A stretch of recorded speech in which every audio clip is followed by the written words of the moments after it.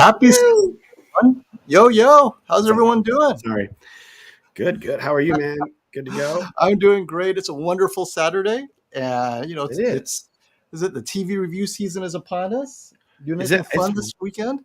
It's really nice in Southern California right now too. It's beautiful. I know. And it is. It is. I cannot complain. Hope everyone else is doing pretty good today. Yeah. I saw your comment. People giving you creepy messages to Jen.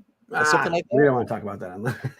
Yeah, just my wife's in the videos. It's cool if she's in the videos. She's part of YouTube, but people definitely should not just be weird because people. Yeah, a couple people are being weird about it. So Yeah. And people are tough girl, but it's the internet.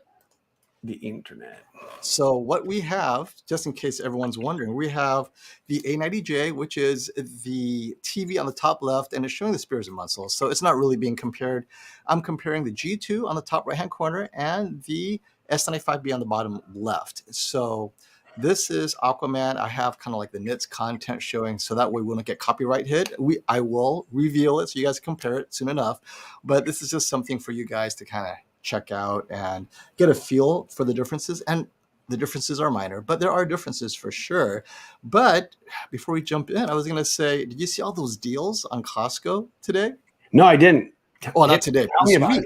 Tell me about it. So Costco has their $500 gift card. There are some TVs, if you spend over $2,000, you get $500. The big ones were the 77-inch A80J and 65-inch A80J, 83-inch C1. And I was like, whoa, like these are pretty amazing TVs, right? And I couldn't believe the 83-inch C1. Now, it's for a limited volume. So it may be up there for maybe an hour, 2 hours, 6 hours. It depends on how quickly people buy this up. I checked, and I think the A80J is still available with that $500, but $4,000 for the 83-inch C1. It's pretty outstanding. But the 65-inch A80J, man, it's just price valid through the 8th of May. No, yes. Supplies last, right? Like you said, supplies last. Yep. And people got to check it. Like, we'll put it on our community page, but I didn't know until one of you guys told me. And that's the thing is, if you guys are waiting for, if this is your first OLED, don't look at the G2. Don't look at the S95B. Get a great deal on the A80J or the C1 or the G1 because prices are going to start hitting hard over the next few months. And the way they're moving it, I don't know if we'll make it to Prime Day without some of the inventory disappearing. I know that Robert said the C1 actually ended up being short on inventory already. So if you guys are looking at the C1, definitely look to getting it on Costco when that $500 off hits again for anything over $2,000. But yeah, that's kind of crazy. Oh, hey, Matt Ninjishin, he said he should come over and check out my TV. I got the S95B, just launched that video this morning, the unboxing. Jen got to talk a little more in this one. She's helping me out. And then Nick Jarrett said, Brandon, I won another prize on your channel again. Gosh, the spammers are crazy. Please, if you guys are in the comments on my videos, like they're just hitting. Maybe not you guys, but other people. Maybe they're just really dumb, like viewers, because people are falling for it. Some people will go on to Telegram and they'll be like, "Okay, I'll send you the $75 for shipping," and then they hit me up on Instagram. I'm like, "Bro, I didn't message you on Instagram, did I? It was someone on Telegram. I don't know who the hell that is. I'm not paying. Right, like, what the heck's Telegram, right? Like if you see in the comments." Message me at Telegram be the installer as the name of the person. That's not it. That's not me. And I have a check mark by mine now too. It's like I've been bona fide. So right. Well, they have these bogus icons that kind of looks like a check mark now. Oh, people, I mean, it's ridiculous. But they all say like WhatsApp or Telegram. It's like, come on, it's pretty obvious. It's not me. Like, okay, none of us use WhatsApp, Telegram, or anything crazy like that. I mean, it's so sad. And it's not just our channel. I mean, you see it on all the channels, right? Yeah. Linus's channel. Oh, yeah. No matter, it's a million. He made a video on that. Yep. He made, did you see that video or no? Yeah, I did. He's got like over 10 million. Like how can this problem that's on every single channel over like 20,000 or whatever, like everybody gets it. How can that not be something that they have to check out? But then I have a guy that I follow on crypto. His channel got banned because someone hacked in his account and they did a live stream and did some crazy stuff, and he got banned. Boom, just like that, his channel got taken down for 2 days, and he had to like work like crazy to get it back up. So it's like, dude, those they don't compute, man. That doesn't compute. They need to have some more checks and balances. So you've had a few days or maybe a week to play with. How long have you had the S95B now? Because I know I opened it on Wednesday, and we just did like an impressions unboxing. But man, it's in my bedroom right now. It's awesome. I love that TV. What is it you like most about it? Well, one, I kind of like having the Samsung Tizen back, because I was really used to it, because I had like the KS8000 for like 3 years, and I just love the easy remote. So it's like boom, boom, boom. I'm like, I can navigate. Like, yes, the setting pop-up's a little different. You just got to click settings and then press up, which is a little bit, it's not super hard, but it's just like, I feel like full screen white is whiter, and I feel like the when you watch sports or any kind of thing, movies, like the white is just very searing, and it stands out. And then the difference that I found from the A90J is that it's not like, it's brighter, and it's significantly brighter. It's like a lot brighter than the A90J is over like a C10 or something. It's a lot more, it's a bigger step. But what I like best about it is when you're looking at like faces on the TV, you can see more color. Like you can see like the faces don't look as gray as sometimes they do on OLED. And again, I don't know if it's supposed to be 100% like accurate, or, like, I don't know where it's supposed to be, because I don't have a $30,000 reference monitor. But when I watch a movie and I go to the movies, or I watch it on a QLED or whatever, I like to see like color in people's faces. And sometimes I feel like OLEDs just lack, it's a little gray, like WOLEDs, so I like it.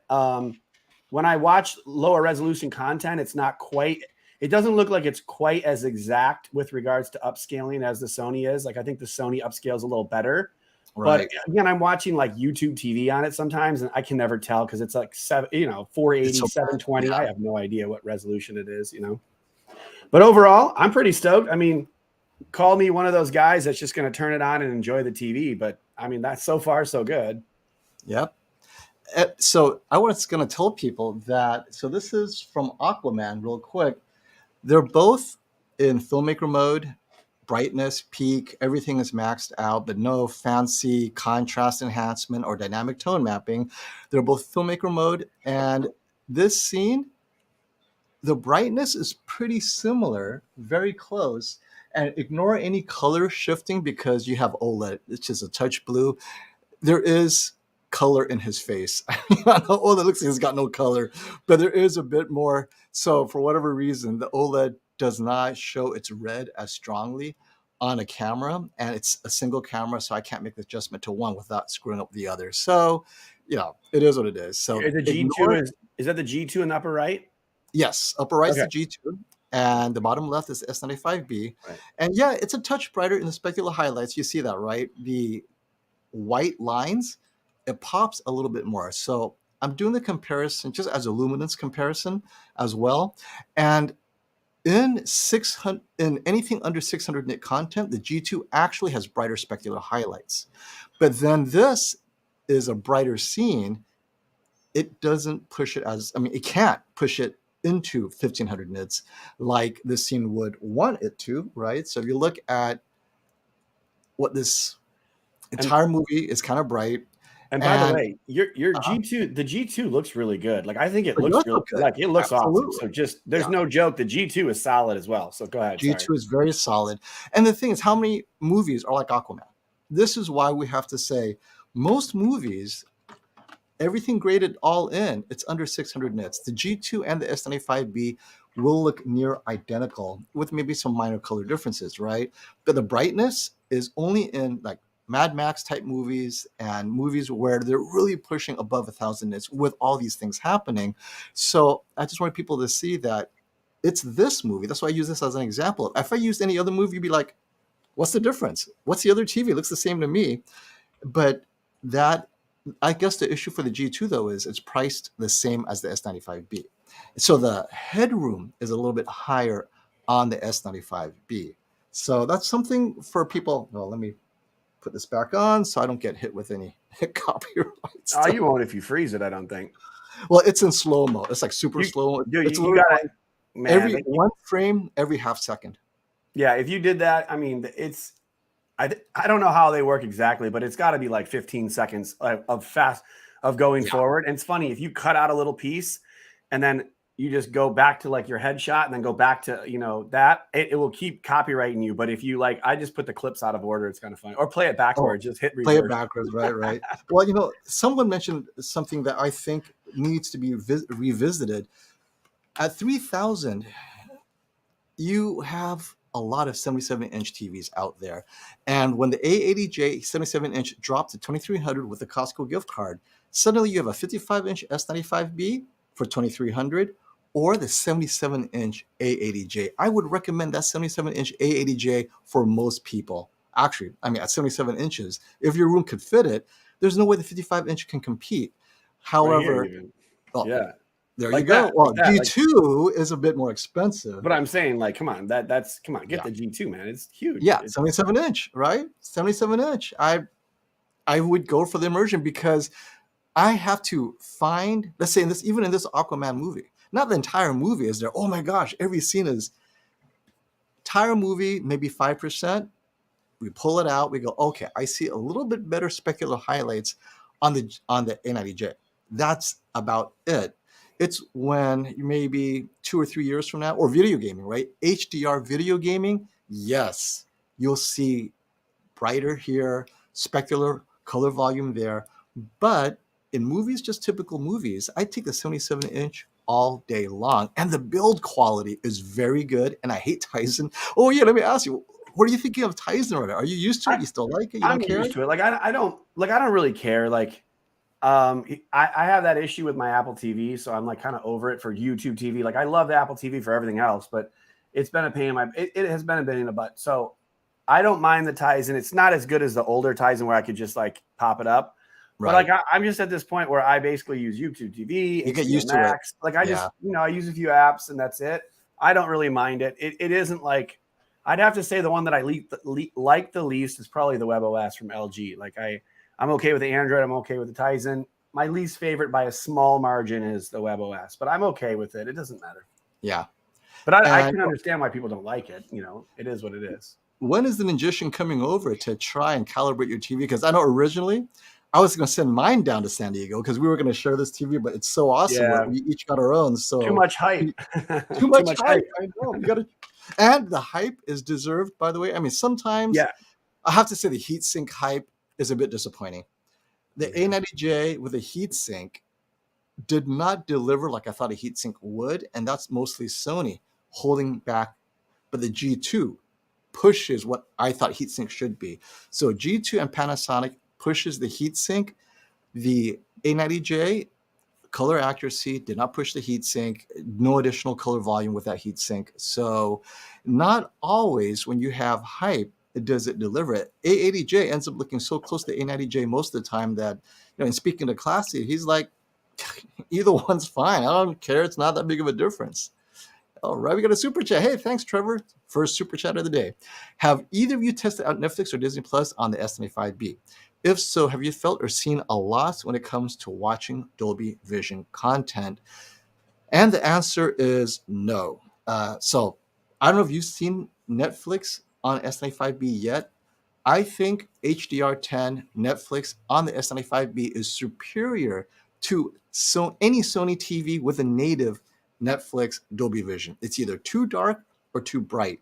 Now, if you have a Sony TV and you have an external streamer HDR10, then it's very close to what the S95B is doing.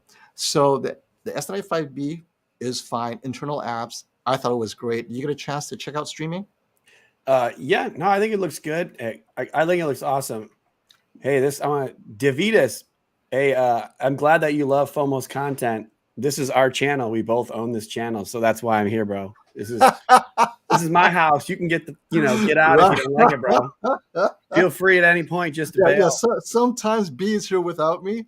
I just do a lot of talking. It's all good, man. Don't worry about it. I'm just messing with him. I don't really care. No, I like Netflix. I think Netflix on Samsung TVs with HDR10 is totally fine. I typically, if I can put it up next to a Sony with Dolby Vision or whatever.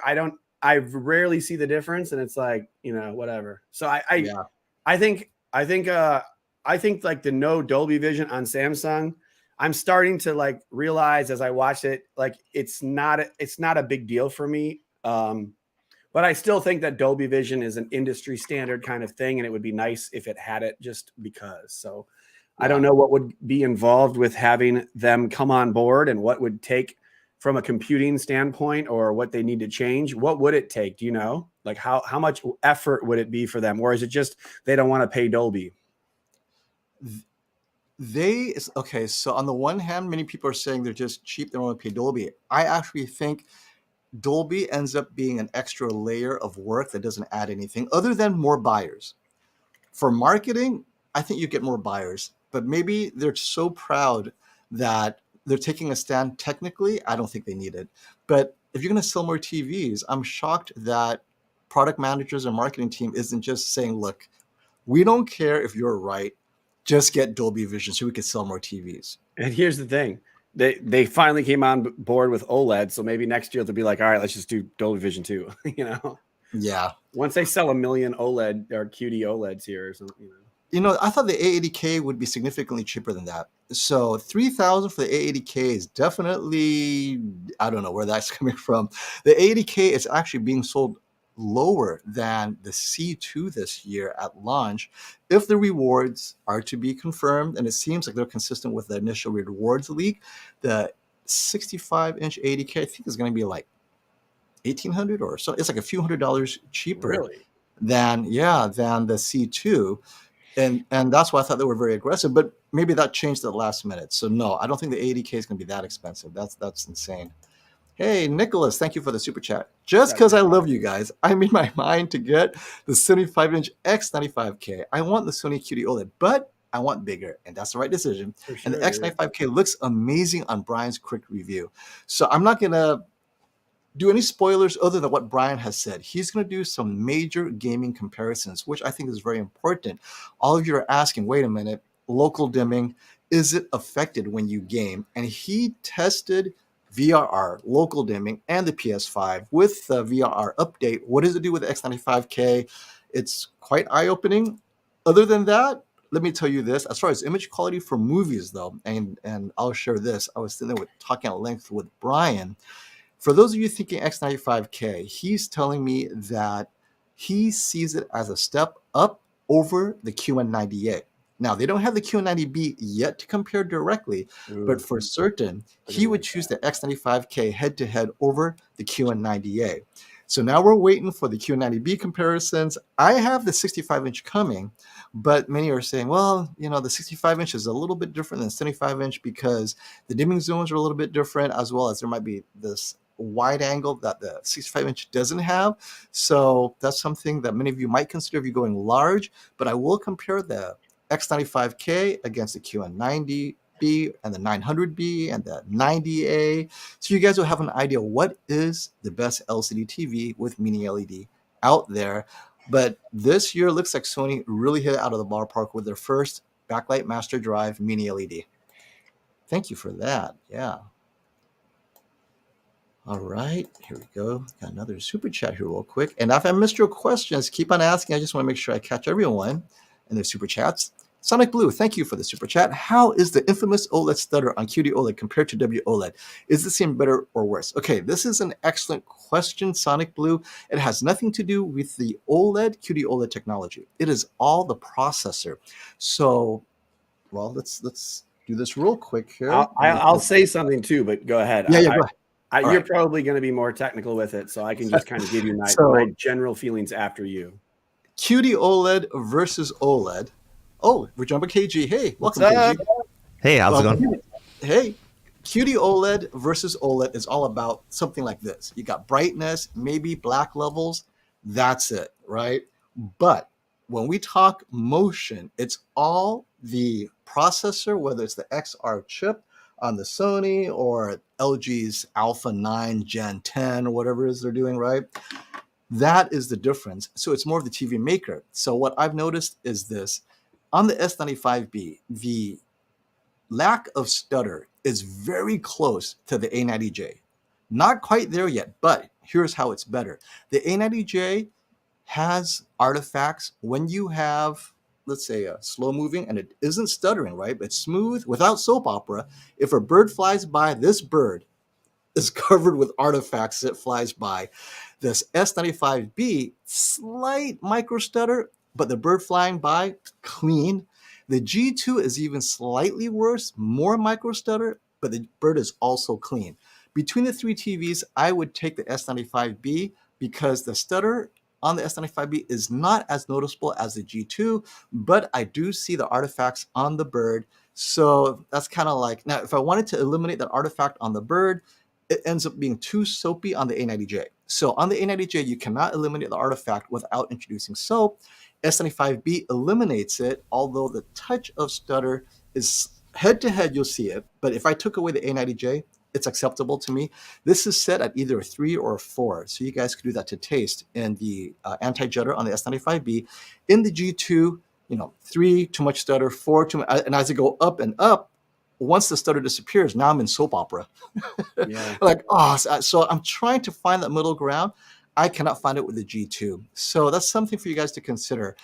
I don't mind a little bit of soap opera, but even the G2 cannot get me like right there. But artifacts, both the G2 and the S95B is better than the A90J when it comes to that. So hopefully that answers your question. Let's see if the A95K can match the S95B with that. So excellent question. And I was gonna say, for me, like I just I noticed out of the box and with moving. Brandon, your video is frozen. Just so you know. Okay. You're gonna have to tell the kid to get off of warfare, man. Come on, man. Playing with his homies. Anyways, I'll get my video fixed. But yeah, it's I like it. I was watching basketball, watching some stuff, and I couldn't.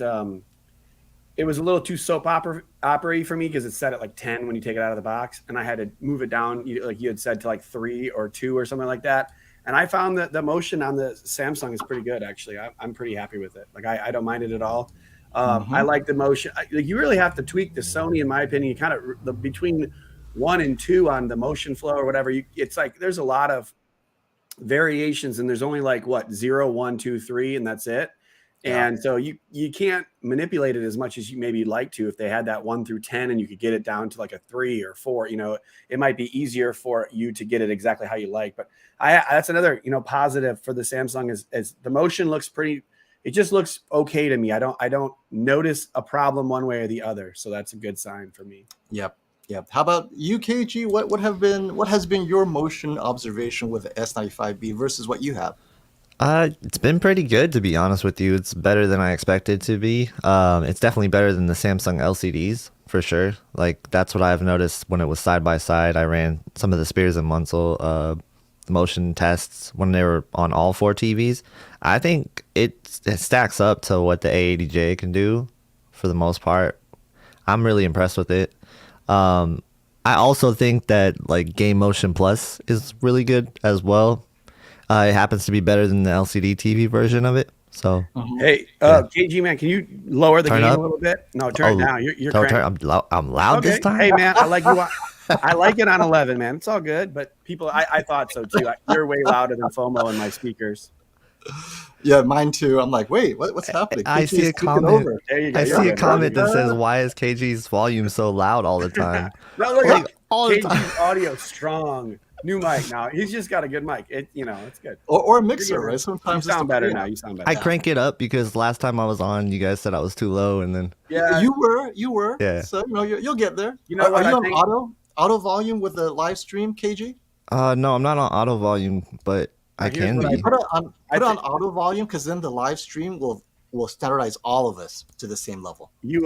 I think it's just that back in the day, KG, you were newer to the live streams and you're like kind of quiet. Now you're like doing them and you're like, you're the man, dude. You're like crushing the live stream. You're more confident and you're just like, I'm gonna belt it out. I like it, dude. You're good. I love this comment by CJ.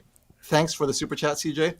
He's taking back the S95B to get the 77-inch G2 or the 83-inch. Went with the S95B due to FOMO, but not feeling content as I wanted bigger. Originally had the 65C10. Thanks for the help. And I think this is something that many of us were talking about is how important is size. I have been saying that if you never had an OLED before and you like large TVs, the A80J at 77 inch for $2,300 is just eye-opening. But if you go straight to a 55 or a 65 inch, I mean, you'll see the amazing, but you'll get similar amazing jump with any OLED at that point, and might as well go larger. So absolutely, it's for those who have seen so many TVs that were like, okay, and I have all 65 inches anyway, right? So for me, not a big deal. But if I was doing a home theater build out, I would go with an 83 inch, whether it's a C1, C2, or A90J, or hell, A80K if it's available. But how about you guys? You've seen the S95B. For your own personal use, would you go 77 inch G2, C2, or stick with the 65 S95B? I go for larger size, man. I mean, like I only have the 65 inch Samsung because I need to review it. It's an awesome TV. It fits my need in the bedroom. I would love to have a 77 inch. It's a little ridiculous, but no, I mean, if I was telling anyone else, I've seen the OLEDs look too good in general to not take the size, I think, especially if you're, the G2 is as good as you're thinking. And it looks pretty good on the screen right there too, Yeah, for me, it just depends on what you're coming from, like, and what you have already. So, what your situation is, how far you sit, that factors into it the most. I think if you're about 10 feet away, you can always go for the biggest that you can get, because 10 feet, people say 10 feet from a 65 inch is a little too far for them. So, like, I would agree with that. It really just depends on how far you sit, because if you sit, say, like 6 feet from the TV, you're probably fine with the 65 inch. But some people want to go bigger, so it really depends. If you're used to a 77 or 83, you can't really go down. It's really hard to go down. So, because I got the 77 A80J, and I'm trying to watch these 55 inches, and I'm like, I still can't do it. Yeah, I have I paid the same amount for my 65 inch A90J as I did for my 83 inch A90J. So that's another thing too. Like, it's like so much bigger, but I bought that one early, and then I bought the A90J 83 inch later and got a discount. So it's like I paid about $5,000 for both of them. It's crazy, isn't it? It's crazy, but you're in the biz, man. This is a great question. Would a 77-inch QD-OLED be brighter than the 65 and 55 because of larger pixels? It's brighter not because of larger pixels. It's brighter because it's just larger. If you take the same 100 nits per pixel, you put it on a 100-inch screen, it would blow your mind how bright that is. But it's the same 100 nit pixel. On a 55, it's going to look less bright. It's just more larger will always appear brighter. That's why at a movie theater, it's only 150 nits at best, and that thing is so bright, right? Not because the room is dark, that helps, but because it's such a large screen. So if you have a larger screen, it will always appear brighter. And a 77-inch QD OLED without a heatsink, let's say the S95B, man, that might be too bright. I don't know. So yeah, good question. And Juan, thanks for the super chat. But if you are asking a question, please post it. Hopefully we'll find it. And let me go down real quick. So there's one thing. Now that Cassie's mentioned, I called him and told him about this. I was doing some black overshoot ghosting tests with Stacy Spears. He sent me some patterns. And yes, the S95B near black has worse ghosting than the G2. And what is that? So near black, if you have something moving like this, about this speed. On the S95B, there's a trail behind it. And the trail is about, let's say, this, right? Whereas the G2, the trail is a lot less. So if you are a gamer and those kind of ghosting trails bothers you, I know on near black, the overshoot is there. So I sent it to Stacy to confirm that's the pattern that he was looking for. But yeah, definitely, whether it could be fixed in a firmware update is another question. So I'm not as serious as a gamer as you guys, but since you have a lot of gaming material, KG, check for that and let me know. Have you noticed any of that ghosting? I haven't. I've been checking for it too ever since I heard that it was in some video content. I've been checking it in gaming, and I have not seen it. So I'm not sure. Oh, here's a great question, Juan. So thank you for the super chat. I have the HD Fury Vroom. I'm using it right now to split these two. Mentioning that allows Samsung owners to enjoy dynamic Dolby Vision content. Okay, so here's the thing. I got to tell you guys, it doesn't make a huge difference. I went head-to-head Dolby Vision, and we're talking TV-LED Dolby Vision on the LG and on the Sony versus straight up HDR10. The minor difference is this. On those two TVs with TV LED Dolby Vision, there may be slightly better contrast in the brightest scenes, clouds, and the sun behind the clouds. We're talking Spears and Munsell. Slightly, maybe a little bit cleaner, a little bit better contrast, but it's so close. I wouldn't tell people, hey, spend the extra $500 for Dolby Vision or spend the extra whatever. The color looks like identical to me, by the way. I didn't see a different color grade at all, but I did see slightly better contrast, so I have to give Dolby Vision that. However, if I bring them both down below 10,000 nits to 2,000 nits, boom, they all look the same. So Dolby Vision really helped at the 10,000 nit level on the Spears and Munsell. But if you guys are looking at Dolby Vision movies, like this one, Aquaman, does not make a difference at all. I did the head-to-head, didn't see a difference. HDR10 Plus versus Dolby Vision, didn't see a difference. Below 600 nits, it brings nothing to the table. So it's something for a lot of people to think about. But have you guys noticed differences when you turn it on and go, oh my gosh, Dolby Vision is such an improvement for me? No. I've never really noticed that. Hey, real quick, if you guys could take a hot second and just hit the like button, really be awesome. Yeah. There's like 400 people here. Just crush the like button, get it over with. Then we'll stop asking. I appreciate it. Thank you so much. What is it? We have almost 400 viewers and only what? 30 likes, 40 likes? 120 likes. But... Oh, we're getting up there. Thank you so much for liking, everybody. And he's going to get the S95B to watch The Young and the Restless because he loves soap opera. That's hilarious. Oh, you got to get your soap opera effect with your soap opera. Oh my God. That would honestly, that'd be like on a roller coaster. I'd probably barf. Dude. Before we jump to Sean's super chat, we'll get to you, Sean, in a second. I have to say, I think the younger generation, maybe even younger than millennials, actually like the soap opera effect. I don't know how many, when we had the whole Genesis, what was it? The Gemini Man. Yeah. And I asked, do people like it? And so many people said they loved that clean soap opera look and they blast the soap opera on all their TVs. I was like, I did not expect that. Are you guys hearing preferences for the soap opera effect? I think most of the time you hear from like the purists that don't like it more than people that do like it. So like, you know, you hear people that come from other channels that enjoy like the purist form, like, you know, Vincent Teo's, you know, like people like, oh, I don't like soap opera. So then, you know, 20,000 people don't like it. And that's fine. I think I'm actually looking at, I've been noticing it more. I remember back in the day when those TVs came out that did like the 240 motion and I was like, oh my God, that's so cool. And now I'm like, I look at, and I'm like, I gotta see a little stutter. Like I feel like it has to get closer to normal 24p. Like I almost have to make it so I can see a little bit. Otherwise I start to like feel uncomfortable, but I do like to have some smooth motion, especially like basketball and stuff. Like I like, you know, I'd rather have smoother motion, but then you, like you said, you get some artifacting sometimes, especially with sports where people are moving around really fast. So tough call. Right. Yeah. How about you, KG? Like when I was younger and I went to Costco for the first time, like, and I saw that soap opera effect on like one of those big TVs, I was like, I want this. I want this on my TV. So I get why people like it. After a while, though, you start to notice the flaws of it. So just a little bit of it is okay as long as it's not like a lot of motion artifacts associated with it. Sometimes you can notice it so much that it looks super fake.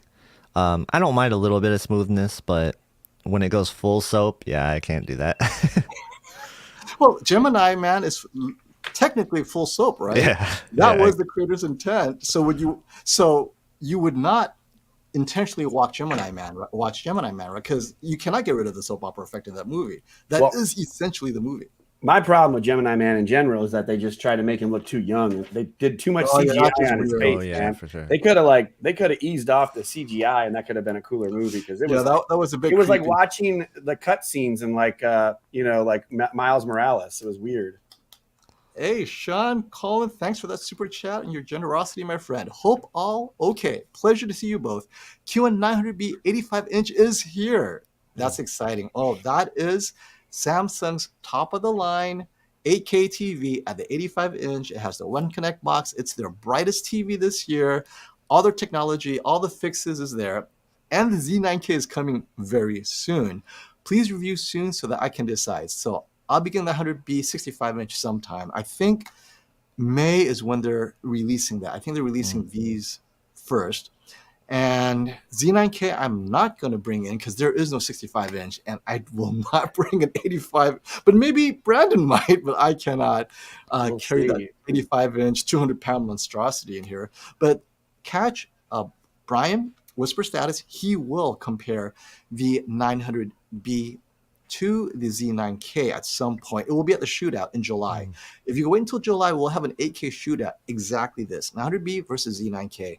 And then, let's see, sports and YouTube criteria. So YouTube, I won't talk about, but sports, yeah, I know there are a lot of people with dimming issues when they watch OLED, and some sports is so bright, it starts to dim a bit. OLED does that. These two TVs will not. And is the S95B QD-OLED as bright as the above 8Ks? Unlikely. Yeah. I will compare them head to head, but it's unlikely. The APL cannot get that bright. Specular highlights, yes. APL, probably not. And that's the average picture level. So if you want a bright football game or a soccer game, get one of these for 85 inches. I think it'll sear your eyeballs and just burn out your room. Yeah. But what are your thoughts on these larger 8K TVs, guys? Well, I know down in the comments someone messaged about I'll just mention it now because it kind of hits the same spot. 85-inch blooming on the QN90B 85-inch. I talked about it in my video. Would I be happy with that blooming? Like, this is my only concern with any of these. And if the QN900B is as good as last year with even brighter highlights, I mean, it's going to be amazing. I think I didn't notice blooming at all on that, but on the QN90B, I noticed not blooming around the edges really, or it was more like in bright scenes now, instead of suppressing the highlights, it was like they're unleashing it a little bit more so that the contrast in the middle of like a star pattern or something in the middle, the contrast looked like it was a little bit less, like the black wasn't perfect in a very bright and changing area, but overall the highlights are so much better. I liked it more. And I think, I don't know, is that similar to what you experienced, KG, with that? Yeah, without a doubt. Without a doubt. So it's like they're sacrificing some of that to get to those highlights. And so on that, you'll get more blooming as a result. But like a tiny little bit. It is a small amount. It is so faint too. Yeah, it's faint. And I would describe it as like almost like a transparent, like blue, black almost. Not really one of the like the full on white that you're used to with blooming. It's like a transparent look to it, so it's not that bad. And I think if people have just a little bit of ambient light, that'll help with it, but I think in a dark room it's an absolutely fine solution. And it's still like, I would kind of give like the Sony X95J last year a little bit of a pass, because I'm like, I can handle a little blooming or a little lack of contrast because they're bigger dimming zones. Like, it's still way better than that. It's still way better than the Hisense TVs, better than the TC. I mean, it's like there's no other LCD TVs that are going to compete with that. So now you basically have the QN90A versus the QN90B. And it's like, do you want the suppressed highlights where it's like just looks dim and, or do you want a touch of blooming? But even the QN90A had a little bit of dimming too, or a little bit of blooming too. So it's kind of like that had blooming, and it had a kind of a couple issues. This one has a touch of blooming, but the highlights are way better in my opinion. Like, it's way better. Yeah, the highlights are like close. Well, at times they're brighter than OLED, which last year they weren't. Like, some of the smaller highlights, OLED had that advantage. And then this year, you can definitely see that it's caught up and even surpassed OLED in that sense. So, and I did that. Yeah, I did that in the video. I put the A90J next to it, and the highlights finally were in like in black with like basically over that, what is it, the Burj Khalifa building. It was like pretty black, and then all the lights and stuff were much brighter on the QLED, and it was basically surrounded by black. So it's pretty impressive. Yeah, the QN90B is something else for sure. Can't wait to get it at some point. Yeah. And here's a great video. Classy released his, which is bigger, or what is it? Is bigger better? Is bigger better eggplant? Is the bigger eggplant better than the smaller eggplant video? Catch it. I love it. Man. You're killing it. No, it's a good video. It's good to have videos on like why and like what size TVs are good for you and why. So I thought it was a great idea for him to do, and it gives everybody kind of like a good something to think about when you're picking a TV. I have to tell you guys this. I was very surprised how close and how big the cinema is for me, because I sat at my preferred seating, right, which is normally, so the whole new seating they're doing with these luxury seats is, I like the closest seat, but second tier back. So I was just doing my measurements, just real casual measurement like this. Like, wait a minute, this size is literally 10 feet away from a 130-inch screen Damn. in my studio. I'm like, holy cow, I'm way too small with an 83-inch TV. And that's why I returned it, right? Or not returned it, sold it to one of our viewers. I'm like, I need at least a 130-inch from 9 to 10 feet away. And that's me. Everyone's different. But this is how I sit in the movie theater, and I'm completely comfortable. I kept on double checking. Oh, wow. The screen is here, and my peripheral vision is just here. And I'm very comfortable with that. So I have to go with a projector. So that's why I'm, talking to Sammy about projectors and stuff. But yeah, I'm one of those guys that watch 130-inch screen size from 10 feet away, apparently. What are your preferences, guys? KG, what do you think? I'm about 6 feet away from my 77-inch. So that's close to what I'm doing then. So that's actually right. Yeah. I actually thought that I was further away from my 83, but it's only like 9.5 feet from the 83. So the problem with ours is that the wall is literally like 30 feet by 20 feet tall. So I have my little baby 83-inch, and the Sony A9 or the Sony HDA9 is like on the right side, the bottom right corner of my wall. And I'm like, damn, I don't know who built this house, but they should have put a second level above us. These vaulted ceilings are stupid.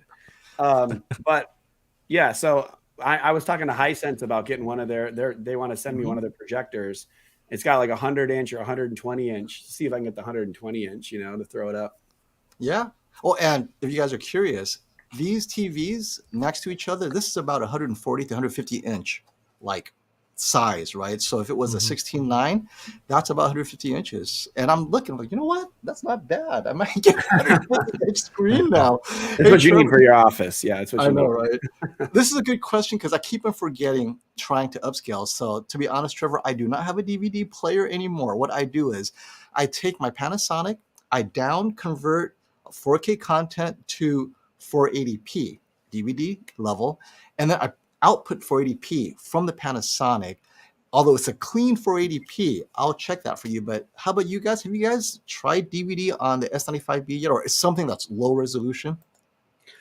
I got I just watched a YouTube TV. I mean, like I said, the pixelation, like it's I can't tell yet because I haven't watched it long enough to see if what scenes I was watching were pixels, were issues with it just being a pixelated, at the time, or if it was having a hard time upscaling.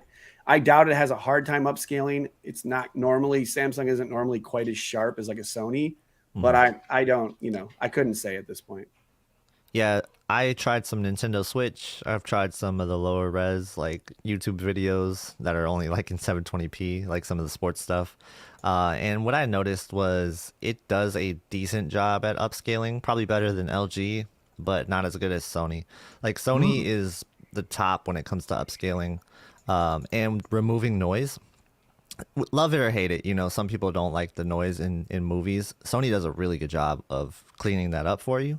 And Samsung does okay, but they don't have a dedicated feature to that. So same thing with smooth gradation and stuff. So that's one of the downsides to the Samsung is you don't have a way to clean up a lot of that stuff. So I want to put a funny comment up real quick too. Just it's a Saturday. Let's just have fun, I love it, Brad. Thanks, Brad. Are we talking about best gaming reviewer or best TV reviewer or best or best people? Trending? Was it best gaming channel trending on the top of YouTube, which shocked the hell out of me. All right, anyways, that's all. I'm not touching this one.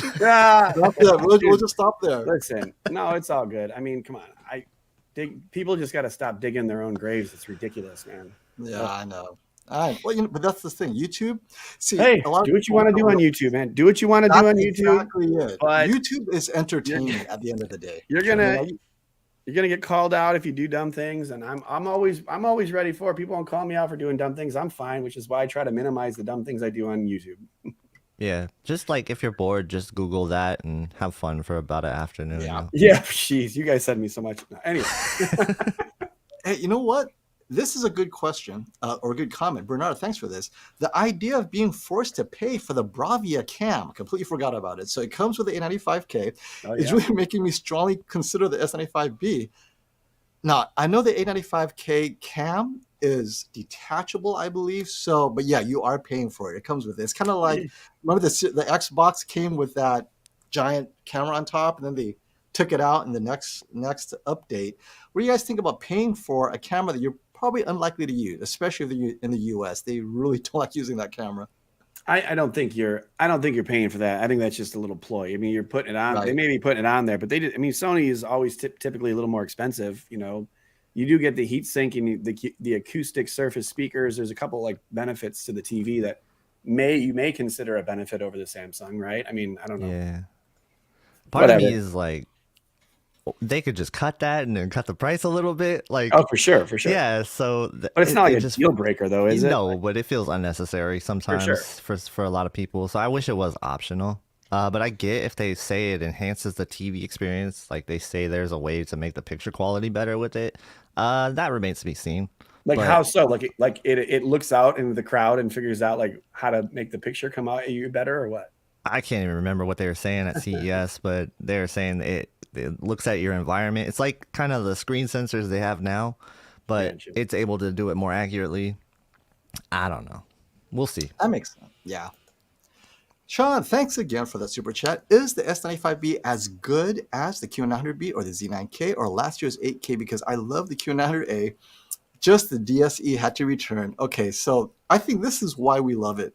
Let's put picture quality, arguments, and accuracy to one side. The cleanliness, the consistency, the lack of DSC, the uniformity, right? However you want to call it, consistently among all the owners that we've talked to on our channels here, right? All you guys who have the S95B, not just reviewers, it appears to be universally accepted that this QD-OLED first gen coming out of Samsung Display is absolutely clean. They're binning anything below a certain level, they're just getting rid of it because they want to make a good impression, whatever that is. That is what separates it, but it stops at 65 inches. The Q900B and the Z9K, because they're LCD TVs, you are limited by the factory that produces LCD TVs, and they are all from China now. Yes, there's nothing in Korea making any parts for these TVs, even the Q900B. So, however those factories are making it, whether it's BOE, CSOT, it doesn't matter, AUO, you will have more uniformity issues, whether it's vignetting, whether it's vertical banding. It is what it is. You may get lucky and get a clean one, but a clean one is still dirtier than a typical OLED. So that is a very good point, Sean. You may see DSC on the Q900B, and you might have to return that too. Not to say that you will, but how about you guys? What are your experiences with this year's DSC and uniformity on all the TVs you saw? The QN90B that I had was not perfect, but it wasn't something that I was like, oh, I'd have to return this or whatever. I couldn't recommend it for the customer. But and I think he was looking at a larger size too. So I don't know, unless he's talking 65 inch. I thought he got like an 85 inch.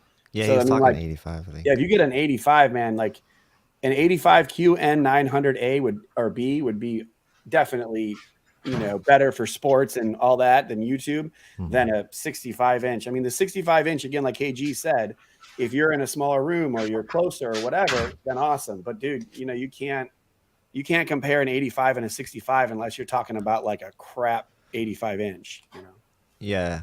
See, like for me with uniformity this year for all the TVs, so far everything has had pretty so-so uniformity. Like the Q90B has a little bit of DSC, probably a little bit more than I would want, but I don't know if I would take it back just because I know it can get worse than that.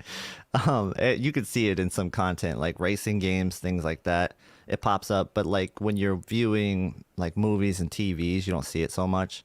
So it's more of like you'll see it when you're gaming with the QN90B.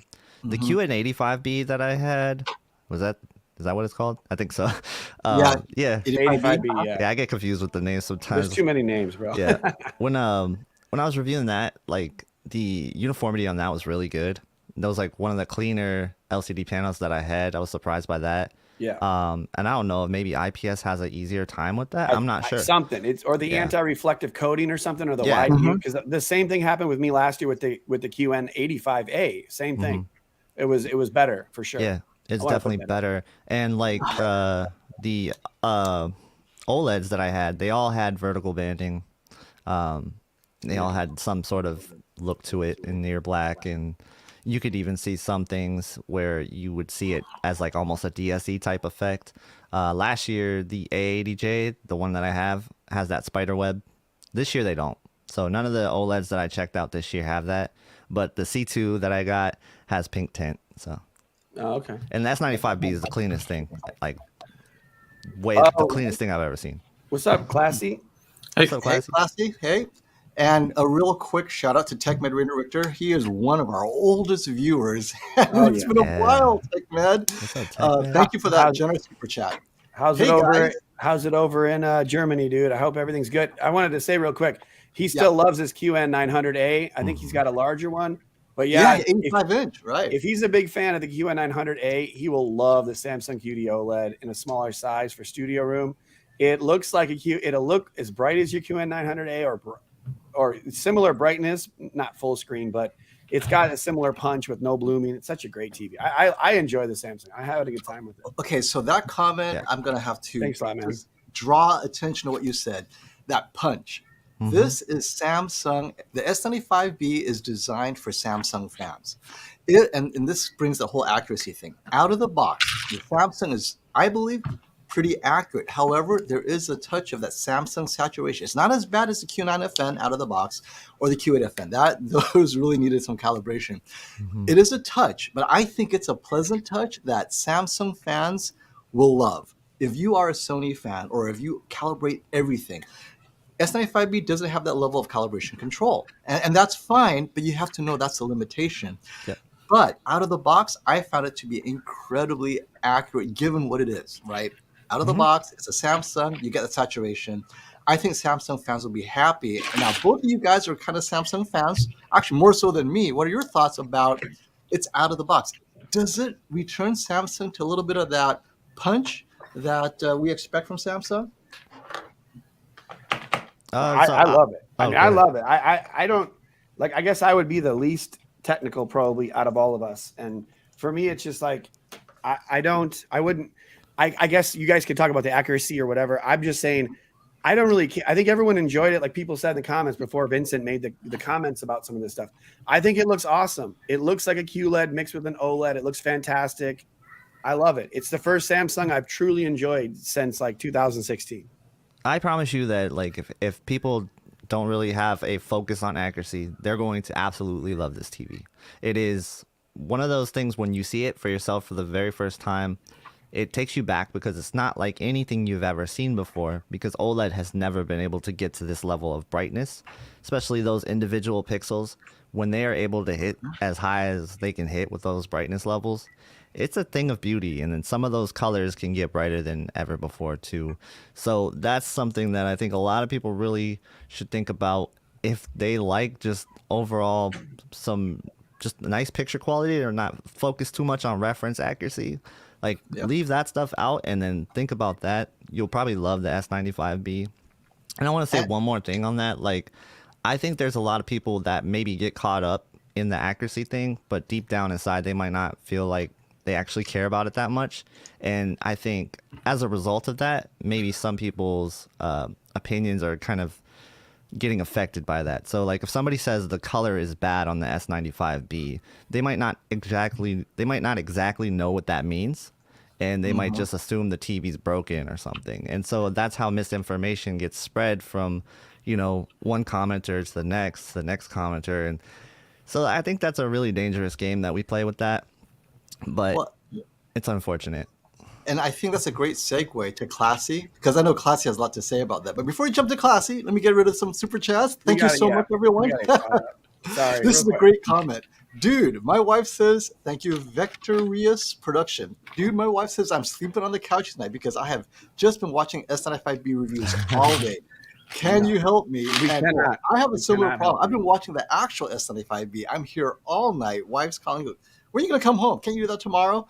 You lose track of the time. So there's nothing to do but to give your wife a gift. A diamond ring normally helps. Diamond earrings always works, my friend. That's true. And just rush through these real quick. Brandon, can you talk a little more about blooming on the Q90B? I talked about this one. Yeah, we had this one. Thanks, Travis. All right, yeah, we talked about that. Let's go there. My 65-inch C8 died, 12-foot viewing distance, considering the 75-inch X95K, 77-inch A90J or K, or the C2 or the G2, 12 feet viewing distance. Mostly movies, broadcast, and casual gaming. Recommendations. Dude, I say OLED, he can't go back, man. He's not going to be able to go back from OLED. He has an OLED. You're going to have to stay OLED. I'm 77-inch A80J has the VRR update. If you have PS5, I think it's absolutely fine for gaming. You got to stay with a 77-inch, or for 4,000, Costco is now 83-inch C1. Maybe you could fit that into your budget. That would be my recommendation. A C1 would look great from a C8 too, probably, but a C2, absolutely. He probably would be better off maybe going with just staying with an LG if he enjoys it. I wonder how his C8 died. I want to know about that. Like, did he have burn in? Is it just did it just start to crap out in general, or what? Yes, let us know. It says mostly movies and broadcasts. I mean, just go to Costco and get the A80J. I agree. And since you're talking classy, tell us about this accuracy thing, out of the box, calibrated. What are they seeing as limitations of the S95? Because we're not as technical as you. We know our preferences. What is your finding so far, classy? Well, first I want to say, like, if you go back last year when I reviewed the QN90A, because I opened it with, if you have an OLED already, it's going to be an adjustment to look at a QN90A. Like, because I said that, even though I recommended the QN90A to most people, I got torn apart by people for saying anything at all bad about Samsung. So anything that I say, there's going to be people complaining that I say stuff about Samsung. Well, that's weird. Normally I get the other. Normally people love to trash Samsung with me on my channel. Yeah, so I don't know what it was the same thing with the X95J. Like, I put out the truth about it, and then people got mad. But anyway, with the S95B, I looked at it in two different lights. Like, I looked at the QD-OLED part and its strengths, and it does have that immediate wow factor when you take it out. But just as with anything else, as you live with it and then you start to see problems with it, that's why I had put out a video of all the problems I had found to that point, and now I'm finding more problems. And most of it has to do with bugs. And bugs that most people aren't going to even notice or realize. But as far as the accuracy, I don't know at what point anyone ever expected a Samsung to be accurate. Like, Samsung calibration is a joke among calibrators. You can talk to John Reformato and he'll just start laughing about it. They are always like the last ones to add support into Calman for their TVs and everything. So it can be made better than it is out of the box, but it cannot be made to a level of an LG or a Sony or a Panasonic or anything else. So it's just what you expect with Samsung. But yet, year over year, they're always number one in sales. So 99+% of people don't care. And why do they care now all of a sudden? Right. It's just trolling. But we just get a small amount of people, though. There's just a small. There's like 1,000 people that comment, and there's 50,000 people that watch a video. So we just keep getting the same comments from those 1,000, like most, people that watch a lot of these and the AV enthusiasts. So the ones that don't have the S95B, I believe if they got it, I have the G2 and the S95B and the A90J head to head. I tell you, the differences are so minor. The A90J is calibrated. The G2 isn't, S95B isn't, and the S95B, the red is a bit more saturated, and that's not in all the scenes. I mean, they are so close, most viewers will not know which is the more accurate TV, actually. It's fine, because skin tones, it actually looks pretty good in the S95B. Whether or not it's pushing it too hard, they're not pushing it hard at all. It's not like you're getting fluorescent red. And thanks to another super sticker, TechMed. Your video behind you makes it look like Jason Momoa is pretty red on this Samsung down there. That's the camera, dude. That's the purple red tinge. I don't know what's with that. I'm just teasing because he's saying like it doesn't look bad with the reds, and then I'm like looking, I'm like, yeah, it does. Right there. Well, I mean, it does though. Red is the farthest oversaturated color of it. So but if you watch something that's got red in it, like, and it looks pretty awesome when it's like super, bright red, vibrant. Obviously not in like people's faces and whatnot. Yeah. But if you're watching like an animated movie, it's ridiculous. That's a good point. I think a lot of people are actually gonna love that. The downside of it, people might actually love that. So funny enough. And the C2 is pushing red too, though. That's the thing. Like my C2 is really pushing that red, and that's what I noticed with the C1 as well. So it's not like the first time that TVs have been inaccurate with color out of the box. Like it happens every year. So yeah, I would just say the Samsung display did great. They made a new technology. It is where we're going. It's where we need to go. It propels OLED, and to me, it's still a bigger jump to go from WRGB OLED to QD-OLED than it is to compare OLED to an LCD. Agreed. It's just Samsung Electronics didn't care, rushed it, whatever, and there's so many bugs and problems and stuff popping up. I mean, even the dumbest little thing, like you wouldn't even think of, I can't figure out a way to clean this without it leaving these sparkly spots. Like I always have distilled water in one bottle and then distilled water with a tiny drop of Dawn in another, and use very soft microfiber towels. Never had a problem with any other TV. My cat puts its nose against the screen for a second, and when I go to clean it, if you shine a light, there's these little blue speckles. And no matter how much I clean it, it's either going to scratch the screen or it's leaving stuff. And Sammy said to try steam, but I don't know, for whatever reason, the panel coating or whatever is on it has some kind of reaction to smudges or whatever that just doesn't want to clean off well. That sucks. Let's take care of some of these super chats real quick. Thanks for that, everyone. Sean, thank you for another super chat. Loving Be the Installer Bigger TV reviews. He seems the only one this year who is really going big and not doing 55-inch like most do. Thanks a lot. Agreed. Well, Brian, Whisper Status, and Brandon are the big TV reviewers.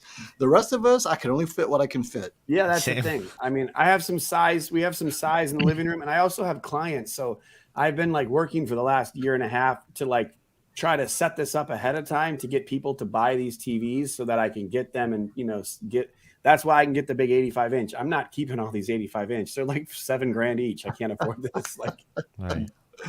Thank you for the super chat, Dave Ramos. As someone saving for a 2022 model year TV, I'm curious what projections you and B have regarding the S95B, C2, or G2 price drops, particular windows when price drop could be predicted. So Black Friday will be your best 2022 model year price drops, but not the week of Black Friday. It's actually the weeks preceding it. We're talking the end of October. You're going to see the most aggressive price drops. I for the last 2 years now, I've noticed that Samsung especially likes to push their price drops a month ahead of Black Friday. Sony is closer to Black Friday. LG is kind of all over the place, but it's close to Black Friday. But Samsung, look at October, has been my experience. How about you guys? What windows are you shopping for the best 2022 pricing? Go ahead, guys. I got it. I would say not just Black Friday itself, but usually like the end of October, you can get basically Black Friday prices early, especially on Sony's. Like the last 2 years, we saw that with the Sony's. Yeah. Yep. And the first price drops like around May or June. Prime Day. Yeah, like maybe like Prime Day. Yeah. I don't know, 5%, 10% sometimes if you're lucky. And then like that 20% and more price drop is in that October range is where I start to see it. And it usually just runs through October, even into December. So that's about where you want to target. It just depends on how much of a discount you want. But it's always going to be the best discounts in October, November. Yeah, and the A90J 77-inch basically dropped to $3,000 like 2 days after it came out. From what was it? I think it was 4. Yeah, it went from 4 to 35 to 3 in like 2 days. And the A80K is basically no different. So right now, I think its MSRP is 38. That's probably going to be 3 or 32 in the first week.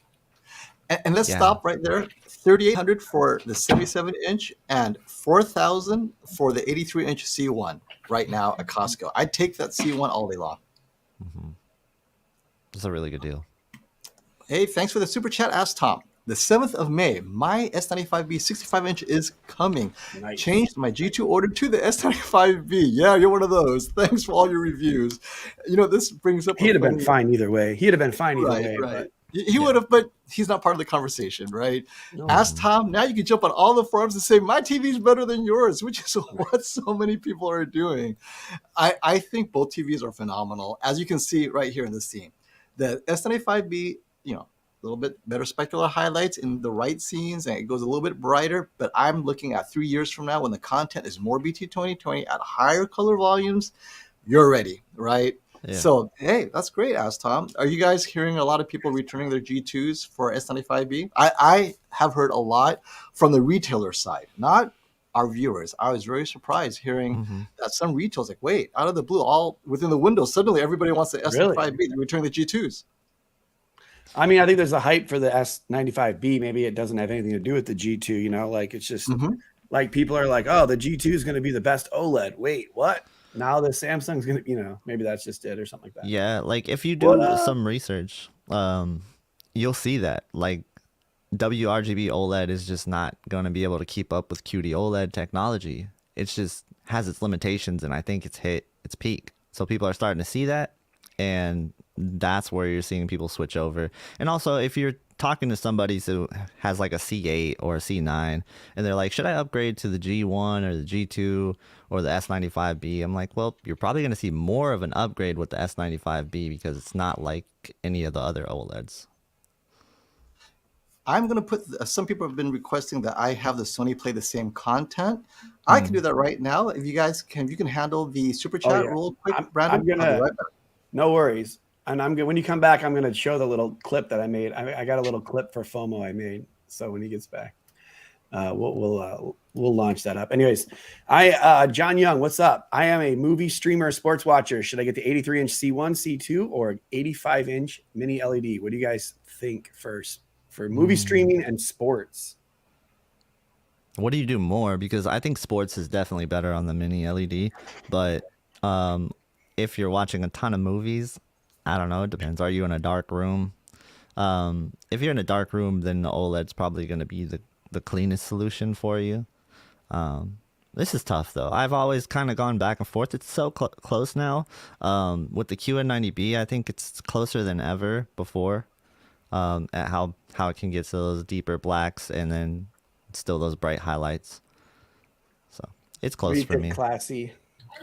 I think at 83, there's not a whole lot of, at any size, there's not a whole lot of difference between the C1 and the C2, but at the 83 especially, you're guaranteed to get the same panel. So I would just chop off the C2 there and compare a $4,000 83 C1 to 85-inch, or I don't know if they're talking about the QN90A, QN90B, X90, 5K, whatever, but the QN90B at 85-inch is so expensive right now. It is. Like it's a great TV, but it's way overpriced. It'll change. So that'll change, hopefully. Yeah, it comes down to when you're buying. I would say if you want to buy something soon, just go for the 83 C1.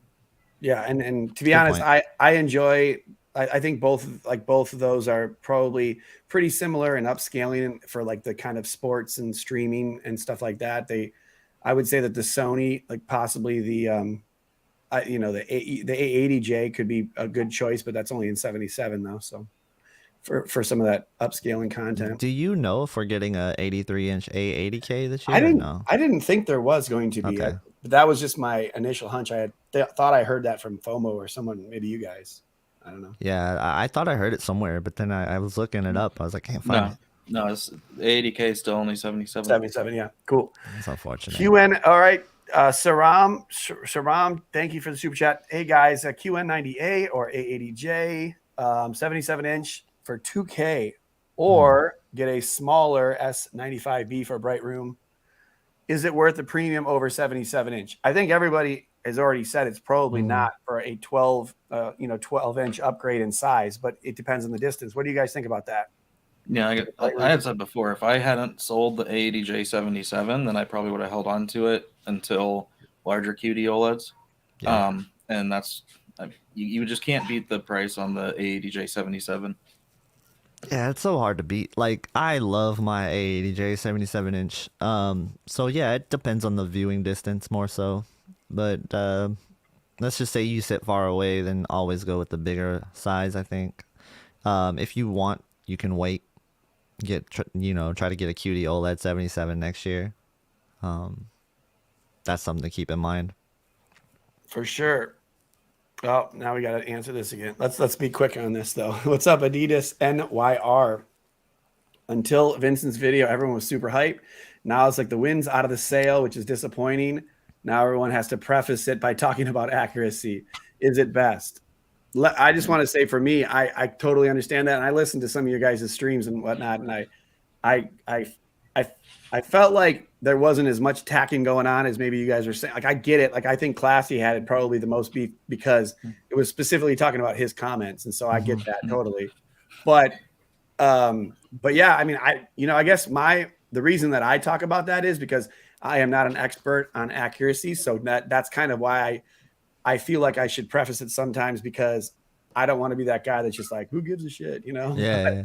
But like, I kind of am that person, so maybe you guys can talk on a little bit more, but for sure, make it a little brief, I guess. It's not Vincent's video that did anything, because we talked on AVS, but there's maybe 100 people that maybe saw that on AVS. Right. Yeah. The problem is he has, hundreds of thousands of people seeing the video, and none of them really understand the context or what he's actually saying. So it's all the troll comments that we all have been getting nonstop since then that has killed any desire to cover it anymore. It's the people making the comments, that especially the ones that don't understand what they're saying, because again, the whole thing was out of context. Accuracy was not mentioned, and it was just really blown out of proportion. And that's why we talked and sent messages to Vincent publicly on AVS, and everything's good there. It's the Vincent's viewers, which is no fault to him. He can't control what his viewers do. I mean, we all know that most of them are Redditors, and everyone knows what Reddit's like. Yep. And I want to back this up and say that I'm still super hype. I love this TV. I think this TV is the best TV, and there's no doubt about it in my mind. I'm hype. Yeah, for sure. I'd have to say, at this point, it's the best TV I've ever seen. Yeah. Fair enough. Yeah, and I would say, for me, it's the most capable, and that's what I was excited about. It's the first TV where you don't have to squint and look for the difference.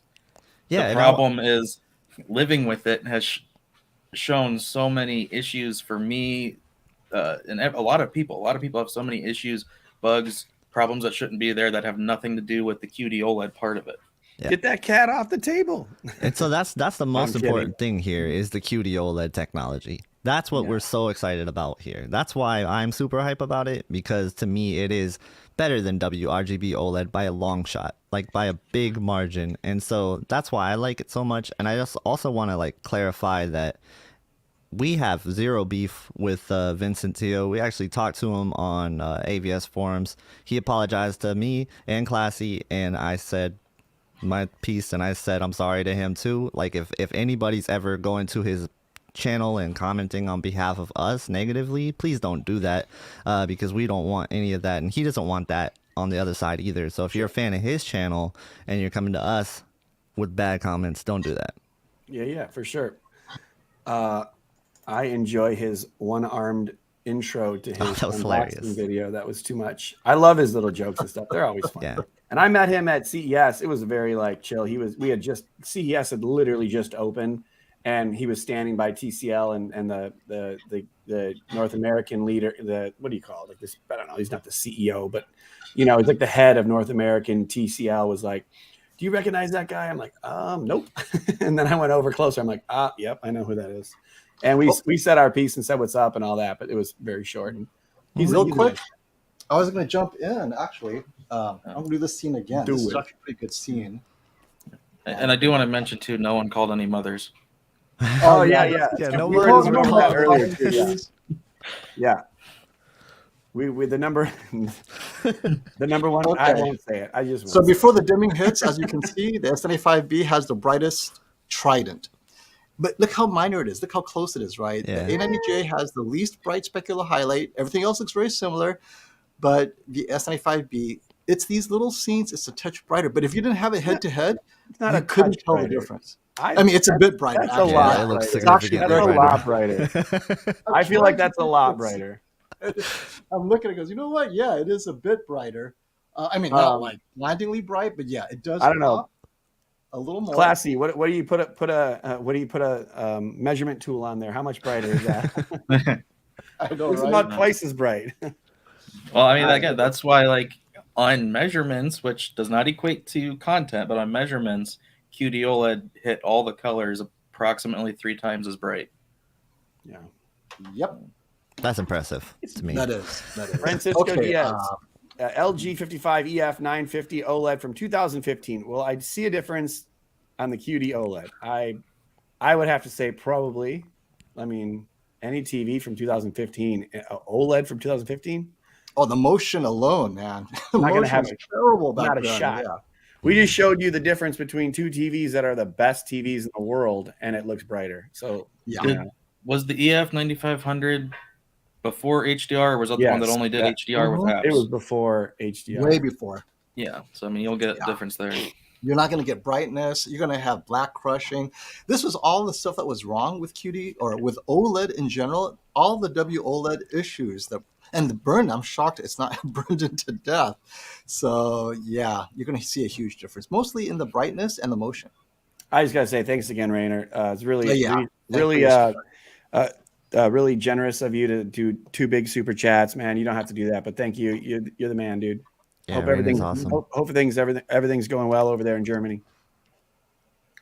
Sean, you want to take this back over from, or you're better at reading? I can't read. Yes, let's do this. So I don't know what the minute is. If you can tell me where we're at in the timestamps. Hey, Sean, thanks for the super chat. 149, yeah. 149. Okay. Foreman was right in one of his videos, Samsung Display versus Samsung Electronics, regarding S95B. Samsung could have marketed it better, and you experts most will never know its quality. So and this is not just marketing. At Best Buy, people are saying it's hidden in the back with all the junky TVs. I'm like, really? So Best Buy is not being paid like it normally is paid very well by Samsung to put it out there. It's in the back. And with a bad TV, of course, it's going to look better, but it's not being compared to their best TVs. Why? Everyone will get the 65-inch over anything else they have out there. And I don't think the margins are there for this TV. I think that's part of the issues. Is anyone seeing that at Best Buy where you do see this TV? Is it prominently displayed with Samsung's best, or is it in the back with their junky TVs? Let us know. I'll head over there at some point. And by the way, I do have to leave right at 2:30 today. I got to take my son to a birthday party. So you guys can stay and go a little later or whatever. I'm just going to have to bounce it right at 2:30. Okay. We'll probably go at until 3 for everyone, because I think there are a lot of questions today. Yeah. But yes. Cool. And wait. So I think I'm caught up. I think I'll save my my surprise for FOMO till next week. I got we got time. Just put it this way. All I can tell you is that I have the white gloves in a scene in one of my videos. I got Where white did it gloves come on, from? and Where it's did the pretty white funny. gloves It's come pretty from? funny. I can't tell you. That's gonna ruin it. I love it. All right. All right. I just had to pause this one right here one more time. Okay. Yeah. And Fine. Yeah. then this is, there we go. Okay, so Stephen Roberts, thank you for that generous super chat. I recently bought the 77-inch A90J and watching hockey via cable, and 4K Blu-rays are my main content. I'm not happy with the dimming on the A80J with hockey. Yeah, that's a known issue for those who are watching hockey. Would the 83-inch A90J be any better, or should I be looking at the 85-inch X95K? I would suggest looking at the 83-inch G2. It appears to be specifically keeping the APL bright for hockey. The A90J, I know, also is not the best at that, but the X95K for sure will have none of this dimming issue at that APL you need. But on hockey, you might see dirty screen. We don't know how good these panels are yet. We'll ask Brian, Whisper Status. So when he puts a video out, ask your question of Brian to see how he compares their DSC. But what are your thoughts of Stephen Roberts' concern about hockey and the dimming when he watches hockey? Yeah. So hockey is hard, man, because I'm glad I'm not a hockey fan sometimes, because I see all these comments about this on TVs, and it does seem like you're just going to lose some way or the other. You just got to find a way to lose the least amount. I feel like if you go with the X95K, you're definitely probably going to run into some dirty screen effect with the watching white the whole time, it's bound to happen. Especially it's just scrolling back and forth. I like your recommendation with the G2 because of that white being pushed so much. Yeah, So, that white is pushed hard. Yeah, you put it in that. If you put it in that, they have a sports mode too, don't they? Doesn't LG have a brighter sport mode? They have Where it's standard mode. I can't remember. I'll have to look it up. It's not like a vivid mode, but they have another mode that it's it really pushes like a little saturation for sports. Yeah. Yeah, and the issue with the A90J with the heatsink and its ability to recover from dimming faster, it would be better. Yeah. But you're gonna still have like that bluish cyan tint, and then with even the LG OLEDs, and you're probably getting a pink tint. LCD, you have DSE, so you're gonna have some problems no matter which way you go, and you got to figure out which one you can live with. Yeah, And don't since we're forget. talking about this, guys, I think this is a good follow-up. Our ratings reported image retention on the G2, even with the heatsink. Is this a concern for burn-in? What do you guys think about that?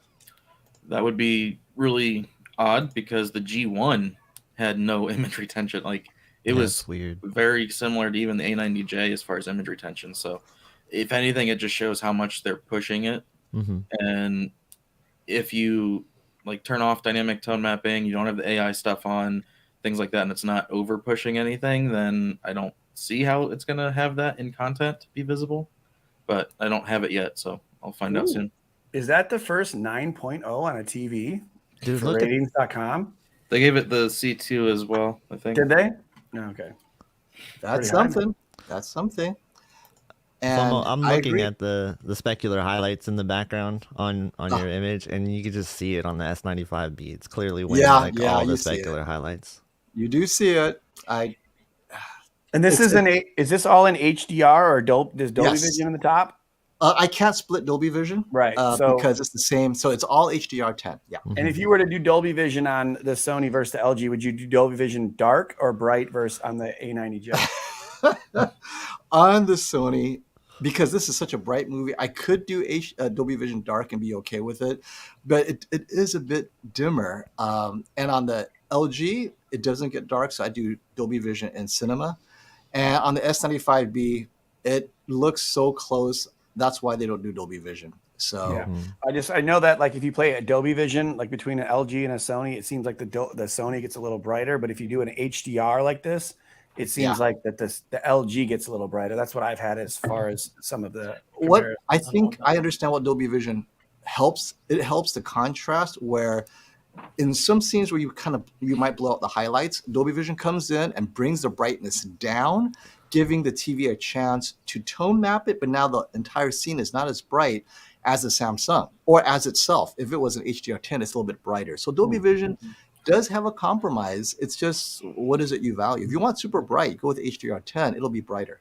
Yeah, Not and Brandon, everything is a muscle. Go ahead. Brandon, if you didn't see, I have a video on Dolby Vision for Sony's and LG's if you want to see the differences and the different options that they offer for Dolby Vision. Cool. Yeah, for sure, man. Yeah. Great comment, Sam. As we're talking about this, people have always known Samsung is more saturated, and it was never a problem. Why is it such a big deal now? They have OLED. You know why, Sam? Because all the people that used to love LG and Sony are now jumping to Samsung. But Samsung staying in Samsung, not a big deal. It's the faithful in the Sony and the LG changing ship that is changing the narrative. Yep, that is why. Hey, thanks, Sean, for that super chat. What about Sony TVs? DSC is issue for them as bad as Samsung. Same factories, they're all sourcing it from the same place. It's whether Sony Master Series truly bins out the lower level panels that Samsung might find acceptable. That's still a question. If 85-inch is the main criteria, it's sad we spend so much and still have to depend on lottery and displays. Don't these companies care for the consumer? So Samsung, based on the noise out there, has the worst DSC in the large sizes, regardless if it's a Q900 or a Q90 or a Q70T. It doesn't matter. At the large size, it's a mess. And Sony is a little bit better in its non-Master Series, but now its Master Series in the large sizes are all 8K, right? They don't have, and the 83-inch OLED. So we will throw that out. Among the LCD TVs, there is no Sony Master Series in the 4K. So it's hard. to discuss further, because last year Sony TVs had the grid effect. This year is supposed to be gone with the mini LED. So, and I spoke to Brian. He has not seen any grid. So I think that's done. And he thought that the Sony was a little bit cleaner than the Q90A, but that is a different TV altogether, because that was the 98-inch Q90A. So I don't know. What are you guys thinking this year? Are you seeing more 85-inch? I should ask you, Brandon, what are you seeing? Because you're seeing the 85 inches. Is the Samsung 85-inch? Have you seen any worse DSC this year? It's not worse. It wasn't like significantly better. It was acceptable, in my opinion. Like, I'm not a big fan of it, like DSC, but I was like, I don't think people would typically notice this, but it wasn't a perfectly. It's not. Again, I think the QN90B is never going to be as clean as like the QN85B. Like I don't know. It's something about like the anti-reflective coating or wide angle, something like that. That just kind of creates a little bit more mess when it's on a gray screen, you know. But it's still, and it's not, you know, like it's definitely the S95B is far better. Like I couldn't see anything in that one. It's awesome. And I think Classy mentioned that he's going to start looking at the larger sizes too, right? Classy, he wants to look at the X95K, the larger size, to see if it's different, because it may have more X wide angle, whatever. So yeah, if you're getting a larger size, you're getting maybe more technology, but maybe more issues. We really don't know. Yeah, I for the most part do 65s, but with the X95, because they do that different the X wide filter, whatever they use on the 75 and 85, I figure I should at least do the 75 for it. And then not saying yet, but I do have another big panel coming. Ooh. Yep. The suspense. Dun, dun, dun. Hey, I'm going to take off, guys. Make sure you guys smash the like button. It's good to see everybody on a Saturday. Go check out Saturday. I know. Check out my unboxing video if you haven't already. I appreciate it. And make sure to subscribe to these guys' channel. Make sure to subscribe to Pass the Remote. I think the last live stream we had like 100 people subscribe that day. So Nice. some of you guys aren't subscribing to it. You might as well just jump on so you get the notifications. But you guys have a good afternoon. I'll talk to you guys later. You too. All right. Yep. Thanks, guys. And while you guys are subscribing, check out Tech with KG and Classy. They have also very amazing content and unique, right? Each one has their own focus. So you can watch all of us and still get something new. Thanks, Absolutely. Kenneth, for that super chat. Not taking steam from Samsung, but how do you think LG will respond? This is a good question because it's all speculation.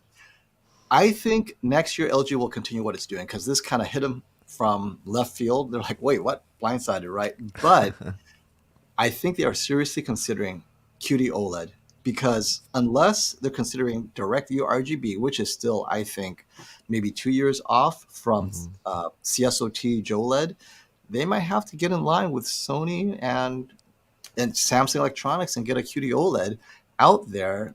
What do you guys think? Yeah, that's gonna be tough. It's hard to see them buying from Samsung, but yeah, they might have to. They might have to, because it's gonna take a lot of their market for sure. See, I don't know. I think LG has been really focused on efficiency and bringing price down, and we all know like their prices are high right now, but they're going to drop a lot. We don't know yet how much QD-OLED can drop, so they could just undercut next year and just move in volume. You know, that's a great point, Classy, because not many people realize Samsung Display, the inventor, creator, manufacturer of QD-OLED, they've completely just divested themselves of all LCD, all that QLED stuff they were making for Samsung Electronics, gone. So Samsung Electronics has to source it from China directly or Taiwan. Samsung Display is 100% focused as far as their TV technology on QD-OLED. They need to get this out there, and they may take, I don't want to say a loss, but a lot less margin just to get this out there, get the news out there. And once everyone sees, oh, wow, I could do amazing stuff, meaning like Panasonic and Sony, we could do amazing things with QD-OLED, then they can start to mass produce the volume, and then you're going to get, I don't want to say price increases, but the TV makers will find a way to raise the prices and separate all the TVs. And I joke about this, but the minute Vizio gets in with the QD-OLED, you're going to start having affordable QD-OLED under $2,000, right? So I don't know. I think it's kind of cool that we are kind of first adopters already. Yeah. Right? And Sean, thanks for another super chat. Be the installer for Omo KG. Please review the Q900B and maybe the Z9K before the shootout. I will do the Q900B for sure. 65-inch size. Z9K, yes, we'll have a comparison. Well, not we. Brian at Value Electronics will have a comparison of the Z9K against the Q900B before the shootout. It won't be as thorough, but we'll try to get some basic comparisons for you. But I can tell you right now, the Q900B is a better gaming TV than the Z9K, only because the Z9K is not designed for gaming. Just FYI, if that's something that's important to you. Yeah, and I'm sure D-Nice will probably be able to jump on a stream and talk about it. Yes, absolutely. Absolutely. Oh, I love this.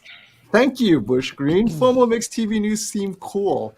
Nice. This is why we have our channels, right? Because TVs are so boring, but between all of us, it's like, hey, TV is cool again, right? Just, wow. I went from radio to TV. Now we're going from TV OLED to QD-OLED, definitely. Hey, TechMed Rainer Richter, thanks for another great super chat. Don't forget to give a like to the awesome guys of Pass Remote. Oh, yes. Thank you for the reminder. I'll take that. I think I'm almost caught up. It's like, oh, here we go.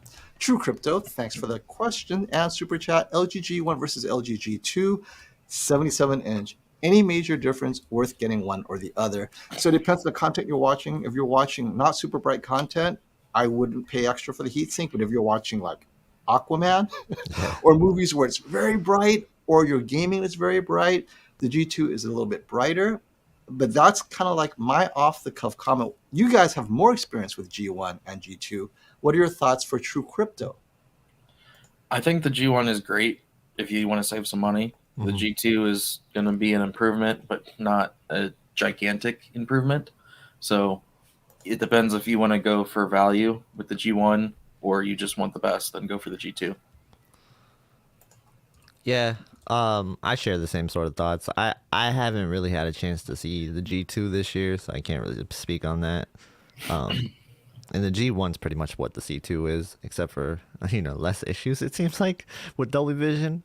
We still don't know what's going on with that, but yeah, I really like the G1 as a value for a lot of people because it does come with that warranty as well. Oh, that's something you mentioned. I keep on forgetting. Yeah, the G2 and the G1 uniquely has the 5-year panel hardware warranty. If you have any issues, it includes free replacement with a little bit of labor. You have to pay for that, but at least the replacement's there. It is the only OLED with that as part of its purchase price out the door. You don't have to do anything special to get it. Can you pause it right here? Like, wow. Oh yeah. This is a this is a pretty good scene here. All right. And you still got a lot of super chats to go. Yep. Oh, I know, That right? too. Let me take this down here real quick. Yeah, and then don't forget the G1, G2 has the ATSC 3.0 if you happen to be in that area and you use over the air. All right, let me rush through these super chats. Thanks, guys, for being so patient. I know there's a lot of excitement here, so I'm going to run down real quick. Okay, True Crypto, that was the last one. You're on Emerald. Emerald Day. There we go. Yeah. Anything exciting from TCL or Hisense this year? Yes. We haven't seen any launch dates, but TCL 8 Series is supposed to be the 4K version of the Q900B from Samsung. So it's taking very similar backlight with mini LEDs, 1,000 dimming zones, but putting in a 4K TV at around $2,000 in the 65-inch size and just under $3,000 in the 75-inch size, I think. So that's pretty cool. We don't know what kind of updates the 6 Series will get, but the 8 Series is highly awaited. Hisense has their U8 and U9. The U9, I think, only comes in 75-inch. So the U8 is what we're looking at. It has less dimming zones, but it will be brighter and better polished than last year's U8. So the U8 may end up being the sweet spot. And yeah, those are their high-end stuff. So thanks for that. Let's continue going down here. Hey, Dave Ramos, thank you. Thanks for answering my question earlier. You're welcome. Travis, thank you for that. I unsubbed and blocked Vincent's channel. I don't have time for toxicity. Sometimes he has good stuff. The toxicity, I think, really comes from his, not his. Viewers go crazy sometimes, and it makes a lot of us look bad because we don't tell them to go and do these things, right? So sometimes a little bit out of control. A lot of passion for their beloved YouTubers. Hey, Spillage Village, thanks for the super chat. Are you surprised we got the news of the larger QD OLEDs coming next year? Yes, definitely surprised. So soon. Classic called this early. Do you expect high adoption rates from the general public? If the pricing is as competitive as it is this year, like $4,000 or just above 4,000 for a 77-inch, it doesn't have to be a lot of those. Just getting it out there, I think a lot of people will buy it. My fear is that it's going to be over 5,000. If that's the case, I would probably still encourage people to get the 83-inch. I think 5,000 for a 77 is a bit high, but great question. What are your thoughts on the pricing of the QD-OLED for 77-inch next year? I think Samsung will probably be closer to like 442, maybe something like that. And then Sony, I mean, if their 65 stays at 4, which I don't think will do them any favors if they do that again next year, then yeah, their 77 would be quite expensive. But they also like to add on that Master Series tax. So yeah, that's for sure. No, that remote, they're adding $1,000 for the remote. And the camera now that comes with this Bravia Cam. Hey, but you could lose your remote now and find it. That's true. I like that. That's it's only $1,000. Yeah, 10 remotes later, you save money. True. And I have to do a mea culpa. I really was convinced. Well, not convinced. Early news was that Samsung display was so fearful no one would like the QD-OLED. They reduced capacity, reduced everything, and they weren't even going to make 77-inch next year. But then the excitement from all of us, viewers, YouTubers, and new owners, they immediately changed path and said, you know what, we're going to develop 77-inch because clearly people are buying it. And so that is all you guys. You guys changed the narrative. I mean, shockingly, right? It's like a couple of people online and suddenly Samsung display is like, thank you guys. That's all we needed to hear. So you guys did it. You got the 77-inch out the door. Hey, Sean, thanks for the super chat. Thanks, Classy, for recommending the QN900A to me last year. Oh, yeah, I remember. Classy, you love this TV at the shootout. He said he would take this TV home over any TV there, including the OLED because it had better specular highlights. Loved it so much, though DSC, so I had to return it. You all experts really make a lot of difference in helping the customer make the right decision. Respect. Oh, it's all about you guys. Thanks for that. Yeah. And were you surprised, Classy, how much you liked the Q900A? Because I think that's a good comment right there. Yeah, because I mean, at the time, that was shortly after doing the 90A, which again was fine, but it had problems that the 900A helped, and then the 90B seems to have taken a lot of what they did with the 900A, and that's why the 90B is pretty good. And this is near and dear to Classy's heart. Thank you, Trevor, for that super chat. Is calibration a waste of money on the S95B? So before I swing it over to Classy, I'll tell you this. Anyone who gets the S95B, unless you are like a purist, you don't need the calibration. However, maybe I'm missing something. KG, Classy, what are your thoughts on this? Or maybe KG go next, then Classy end this one, because this question goes to your business. Yeah, I'm gonna just slide this one over to Classy because I don't really speak on calibration. So yeah, I mean, and this is like me turning away business, but I would say if you are interested in accuracy or calibration at all, don't get the S95B, just get the A95K. There's no reason to put yourself in that box with the S95B when the A95K is probably, I don't know yet, but we can expect it will probably be better out of the box than what you can do with the S95B. Like Sammy has started his calibration on the S95B and it's okay afterwards, but you can't get it, like I said, anywhere near what you can do with the LG or the Sony. So, and the other thing is Sammy confirmed that the blue is so narrow, unless you have a 5 nanometer or better spectro, you can't calibrate it anyway.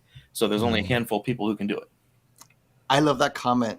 That just tells me the headroom of this TV and the next. I mean, it is truly next gen. When last gen calibration tools cannot keep up with the TV, that's very cool. Yeah.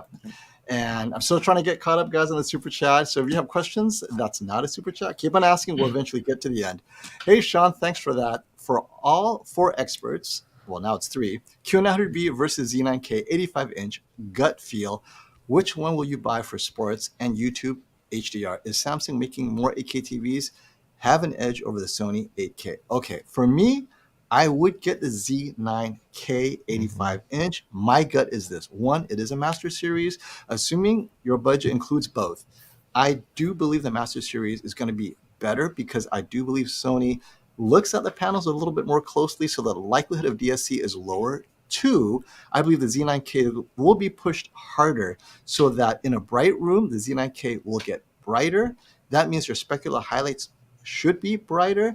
Now, in a dark room, the Q900B, my prediction is that it's probably going to have better blooming control, but I would use the Z9K for like just mixed use, whatever. But if I'm gaming at all, just anything that's not PS5, just plug in the PS5 and let it go, then I'd go with the Q900B if that's important to you. For me, Mario Brothers, Switch, I'd still go with the Z9K. Okay, what do you guys think? Yeah, so so far from like Whisper Status, Brian's like impressions on the X95K, he seems really impressed with it so far, Yes. which means that they're doing a really good job with the mini LED, it sounds like.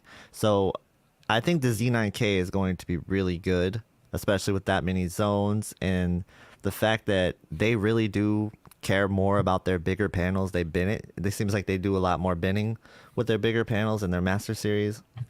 So I think your likelihood of getting a cleaner panel with the Z9K is probably higher than the 900B. So unless you want to go through like buying it and returning it all the time, your best bet's probably the Z9K in that sense.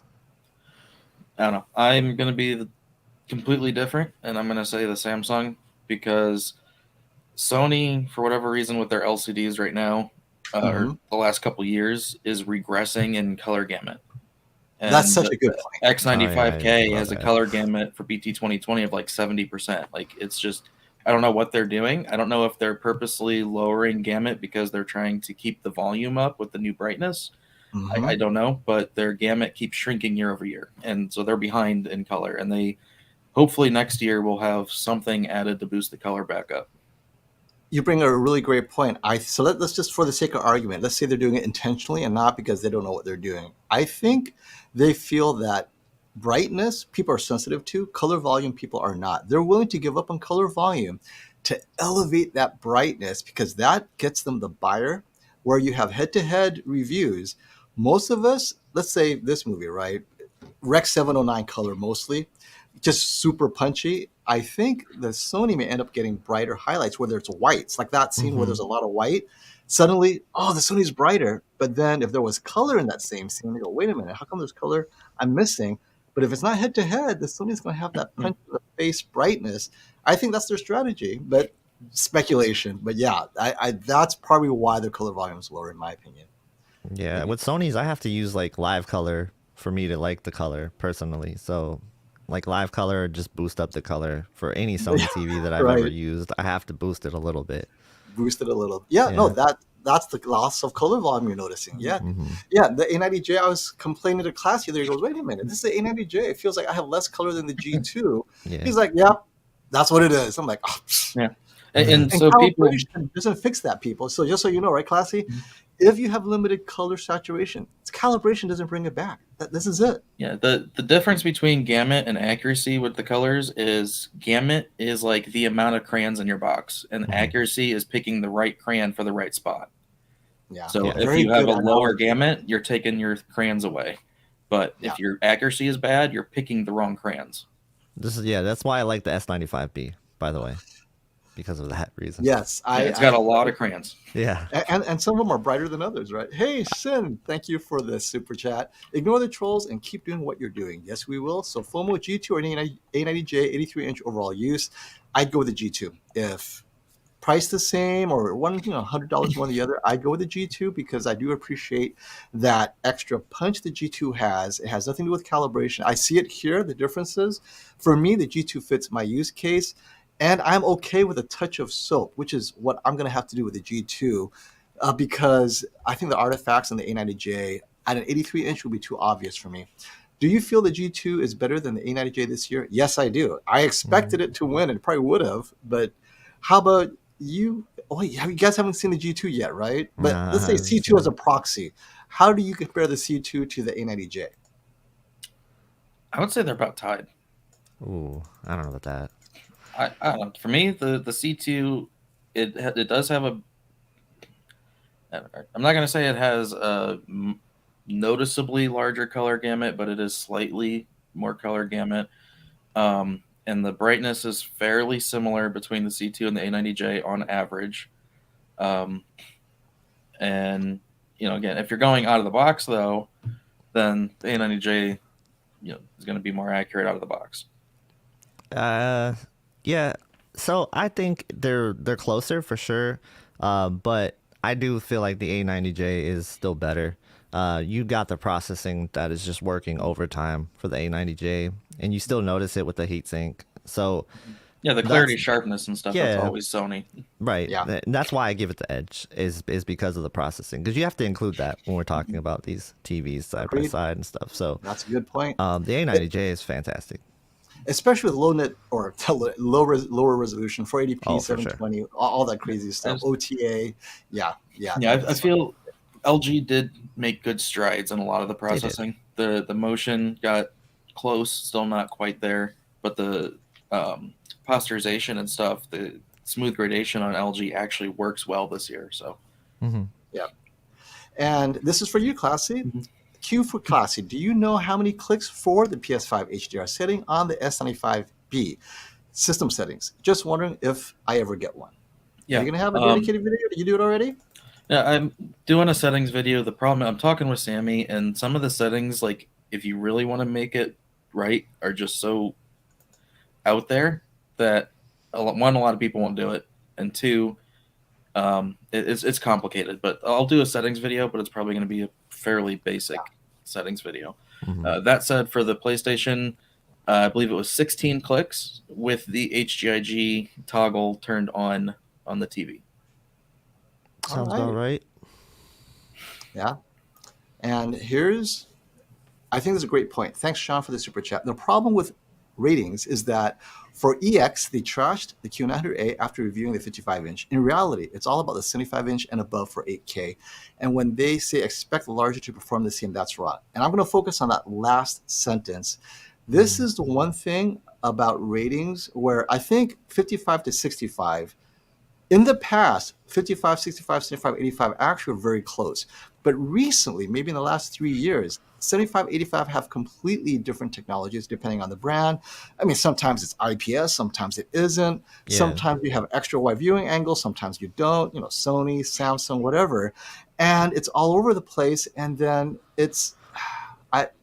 I cannot stick with that performing the same anymore. Now, OLED, maybe it should perform the same. Yeah, it should. Non-OLEDs, I don't think so. What are you guys' experience with that?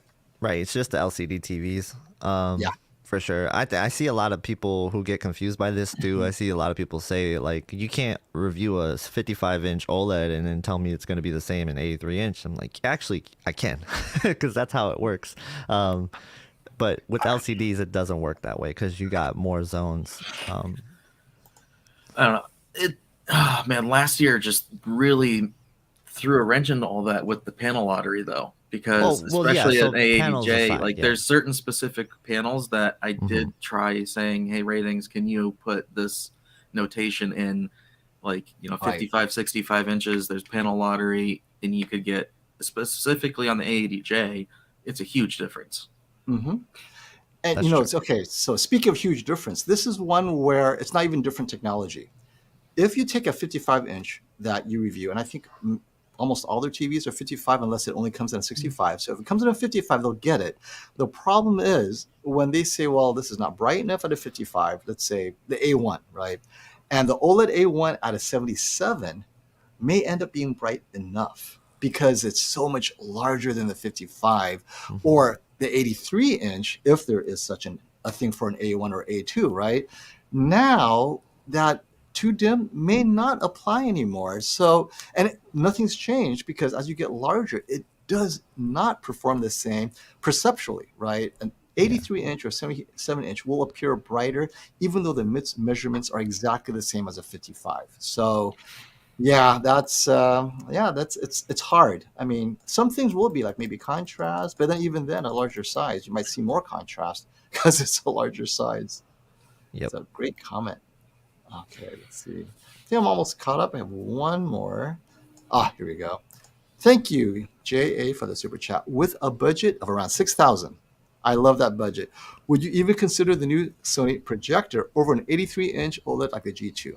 What are the drawbacks? So I'm exactly in this position. So I sold my A90J 83-inch because I do want a projector. Now, 6,000, you're right at the, like, you're just entering into one step above everything else. You have to make sure your room is light controlled, because at this budget, it does not get very bright. If you want it to get super bright, you're talking over 10 grand, maybe over 20 grand, right? So make sure it's light controlled, but then you can get a 130-inch screen. That is so much larger than an 83-inch. I mean, it's completely different, but you're not gaming on the 5000 ES, right? On the G2, man, you could throw anything at it. It's going to look great. In gaming, you're not gaming on the 5000 ES at all. It doesn't have 4K 120. I think maybe it has 1080p 120, but the latency, I mean, it's not there, right? So what are your thoughts about going projector or an 83-inch OLED? I was actually talking with Sammy about the new Sonys, and my biggest issue with them is that they're still using X1 and not XR. That was a big I saw that. Like, what's up with that, Sony? Yeah. And at that price range, like Sammy was saying, the Epson, was it the LS12000, the new laser one, is actually really good for that money. So that's what you would want to look at. And so if you compare that to an 83-inch G2, you're going to have the more like cinematic experience, but you are going to trade off contrast for sure, and specular highlight brightness for sure. But you are getting, so it depends on how big you're going, your room, how much money you're going to put into the screen. And with projectors, you have to get every projector calibrated. You can't just buy it and use it and it be right, because it's going to be different depending on your room and your screen. And it can get expensive. So let's talk about the expense. So the screen's expensive. Also, 83-inch to 100-inch, I take the 83. Go like 110, 120. Now you're really feeling the difference. And additionally, there's these external processors that cost another 8 grand that make a huge difference for tone mapping. So you could spend quite a bit over time to improve that projector as well. And whereas the OLED out of the box is as good as it's going to get, right? There's nothing more you could add to it to make it better besides calibration. So yeah. I think you missed Dave Ramos's super chat. Oh, did I? Yeah. Let me scroll 228 timestamp. 220. Oh, thanks for that. See, it's a team effort, guys. Thank you so much for catching that. I see it. Thanks for your patience, Dave. My wife and I game in Netflix. In your eyes, does the wow of the S95B make up for the 40% smaller screen size versus the 77-inch? For my wife, the answer is no. Game and Netflix, I take the C2 77-inch. My wife would be so happy. And then if she's not looking, I'll get the 55-inch and stick it in my office in the back somewhere. That's how I'd approach it. I would take the larger C2 because you have someone else watching, and they will be wowed by the 77 size more than what you're being wowed at. So, happy wife and all that, right? What would you guys do? From my video earlier, like what I said at the beginning is, when you go to the bigger TV, you see that 100% of the time in 100% of the content. So no matter what you watch or play, you see that difference. Whereas if you get a better looking TV, it's not going to be 100% of the time. And then I would also say, is there any way you can add make your budget 4,000 and then go for the 83-inch C1? Jeez. And then you really get the big size. Yeah, it definitely depends on how far you sit. That's the biggest factor for me. But that's the only way I could give you a real answer there, to be honest with you. To me, I think that you could probably get away with just getting a 65-inch S95B. It depends what you're coming from, too. But, again, viewing distance matters so much in this argument. Otherwise, I wouldn't know what to say. Yeah. And the viewing distance I think if you're 7 feet away from a 77, you're going to feel it. 8 feet away, I'd go with a 77. or anything 7 feet and above. And if you're under I 6 agree. feet, yeah, 65 is great. But your wife would love the larger size for sure. So thank you for your patience, Dave.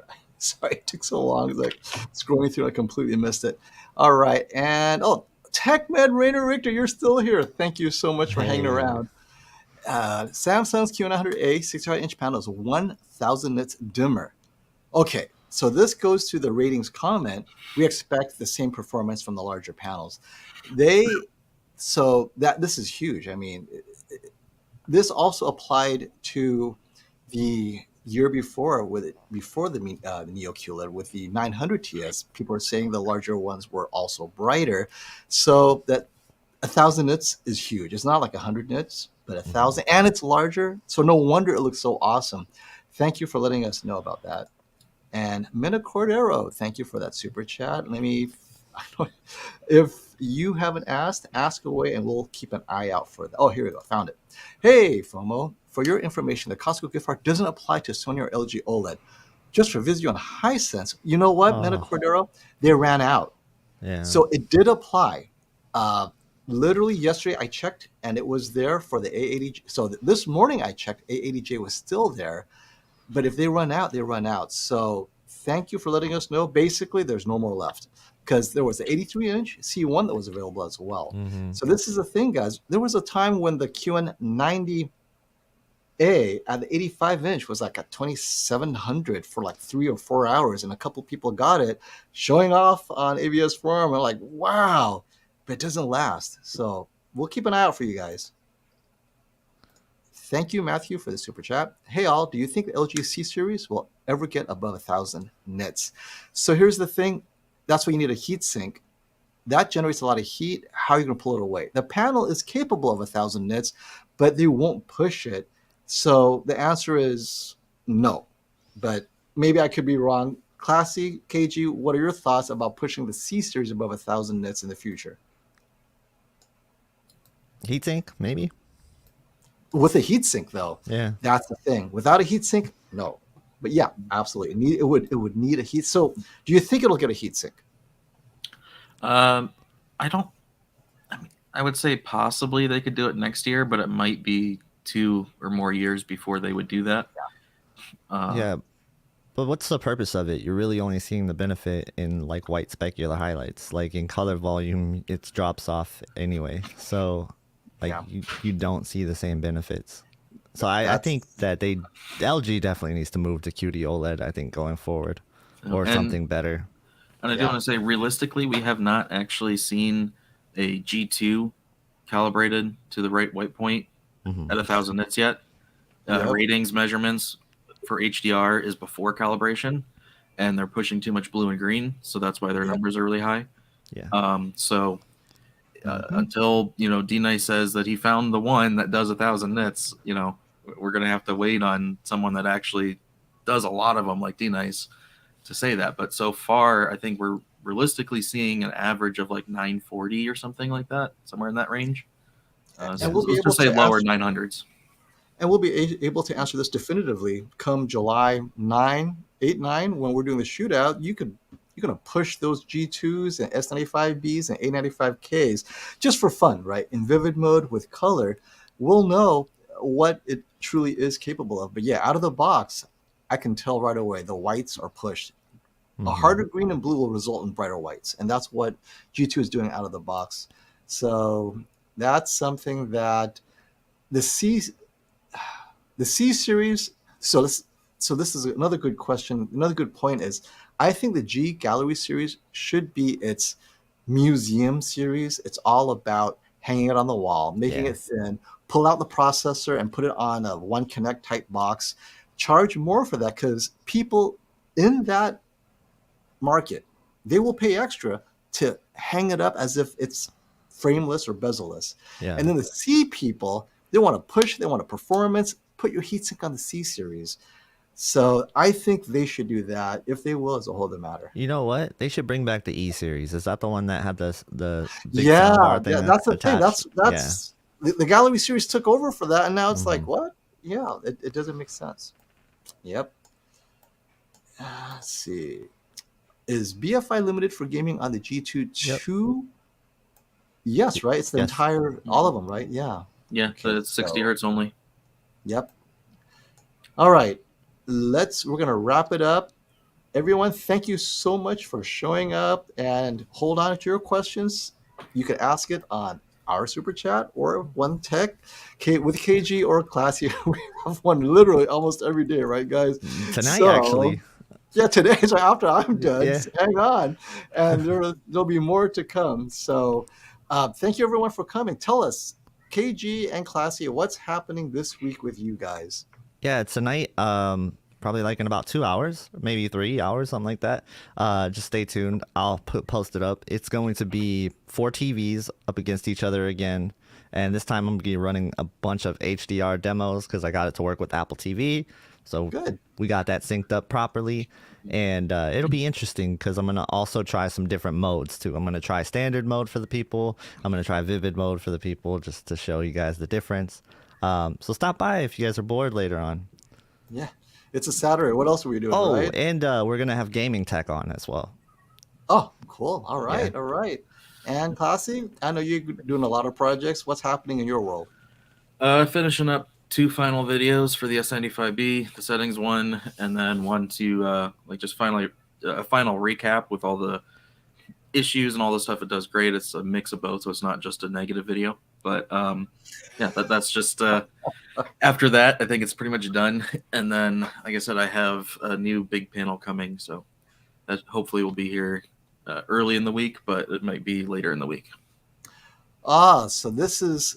So here's clarity. So Mena Cordero said he went in, it was not available. It's because the gift cards do not apply to in-store, just online. Thank you for letting us know. Yeah, I've been ordering online with everything ever since this whole craziness for the last 2 years. I did not even know that. So thank you for clarifying, Mena Cordero. If you guys hear us talk about these amazing deals, we're not double checking in person. We're just looking at online because most people order online and that's how it is. So yes, great way to finish up. Thank you everyone for showing up, and see you guys at the next live stream. Until next time.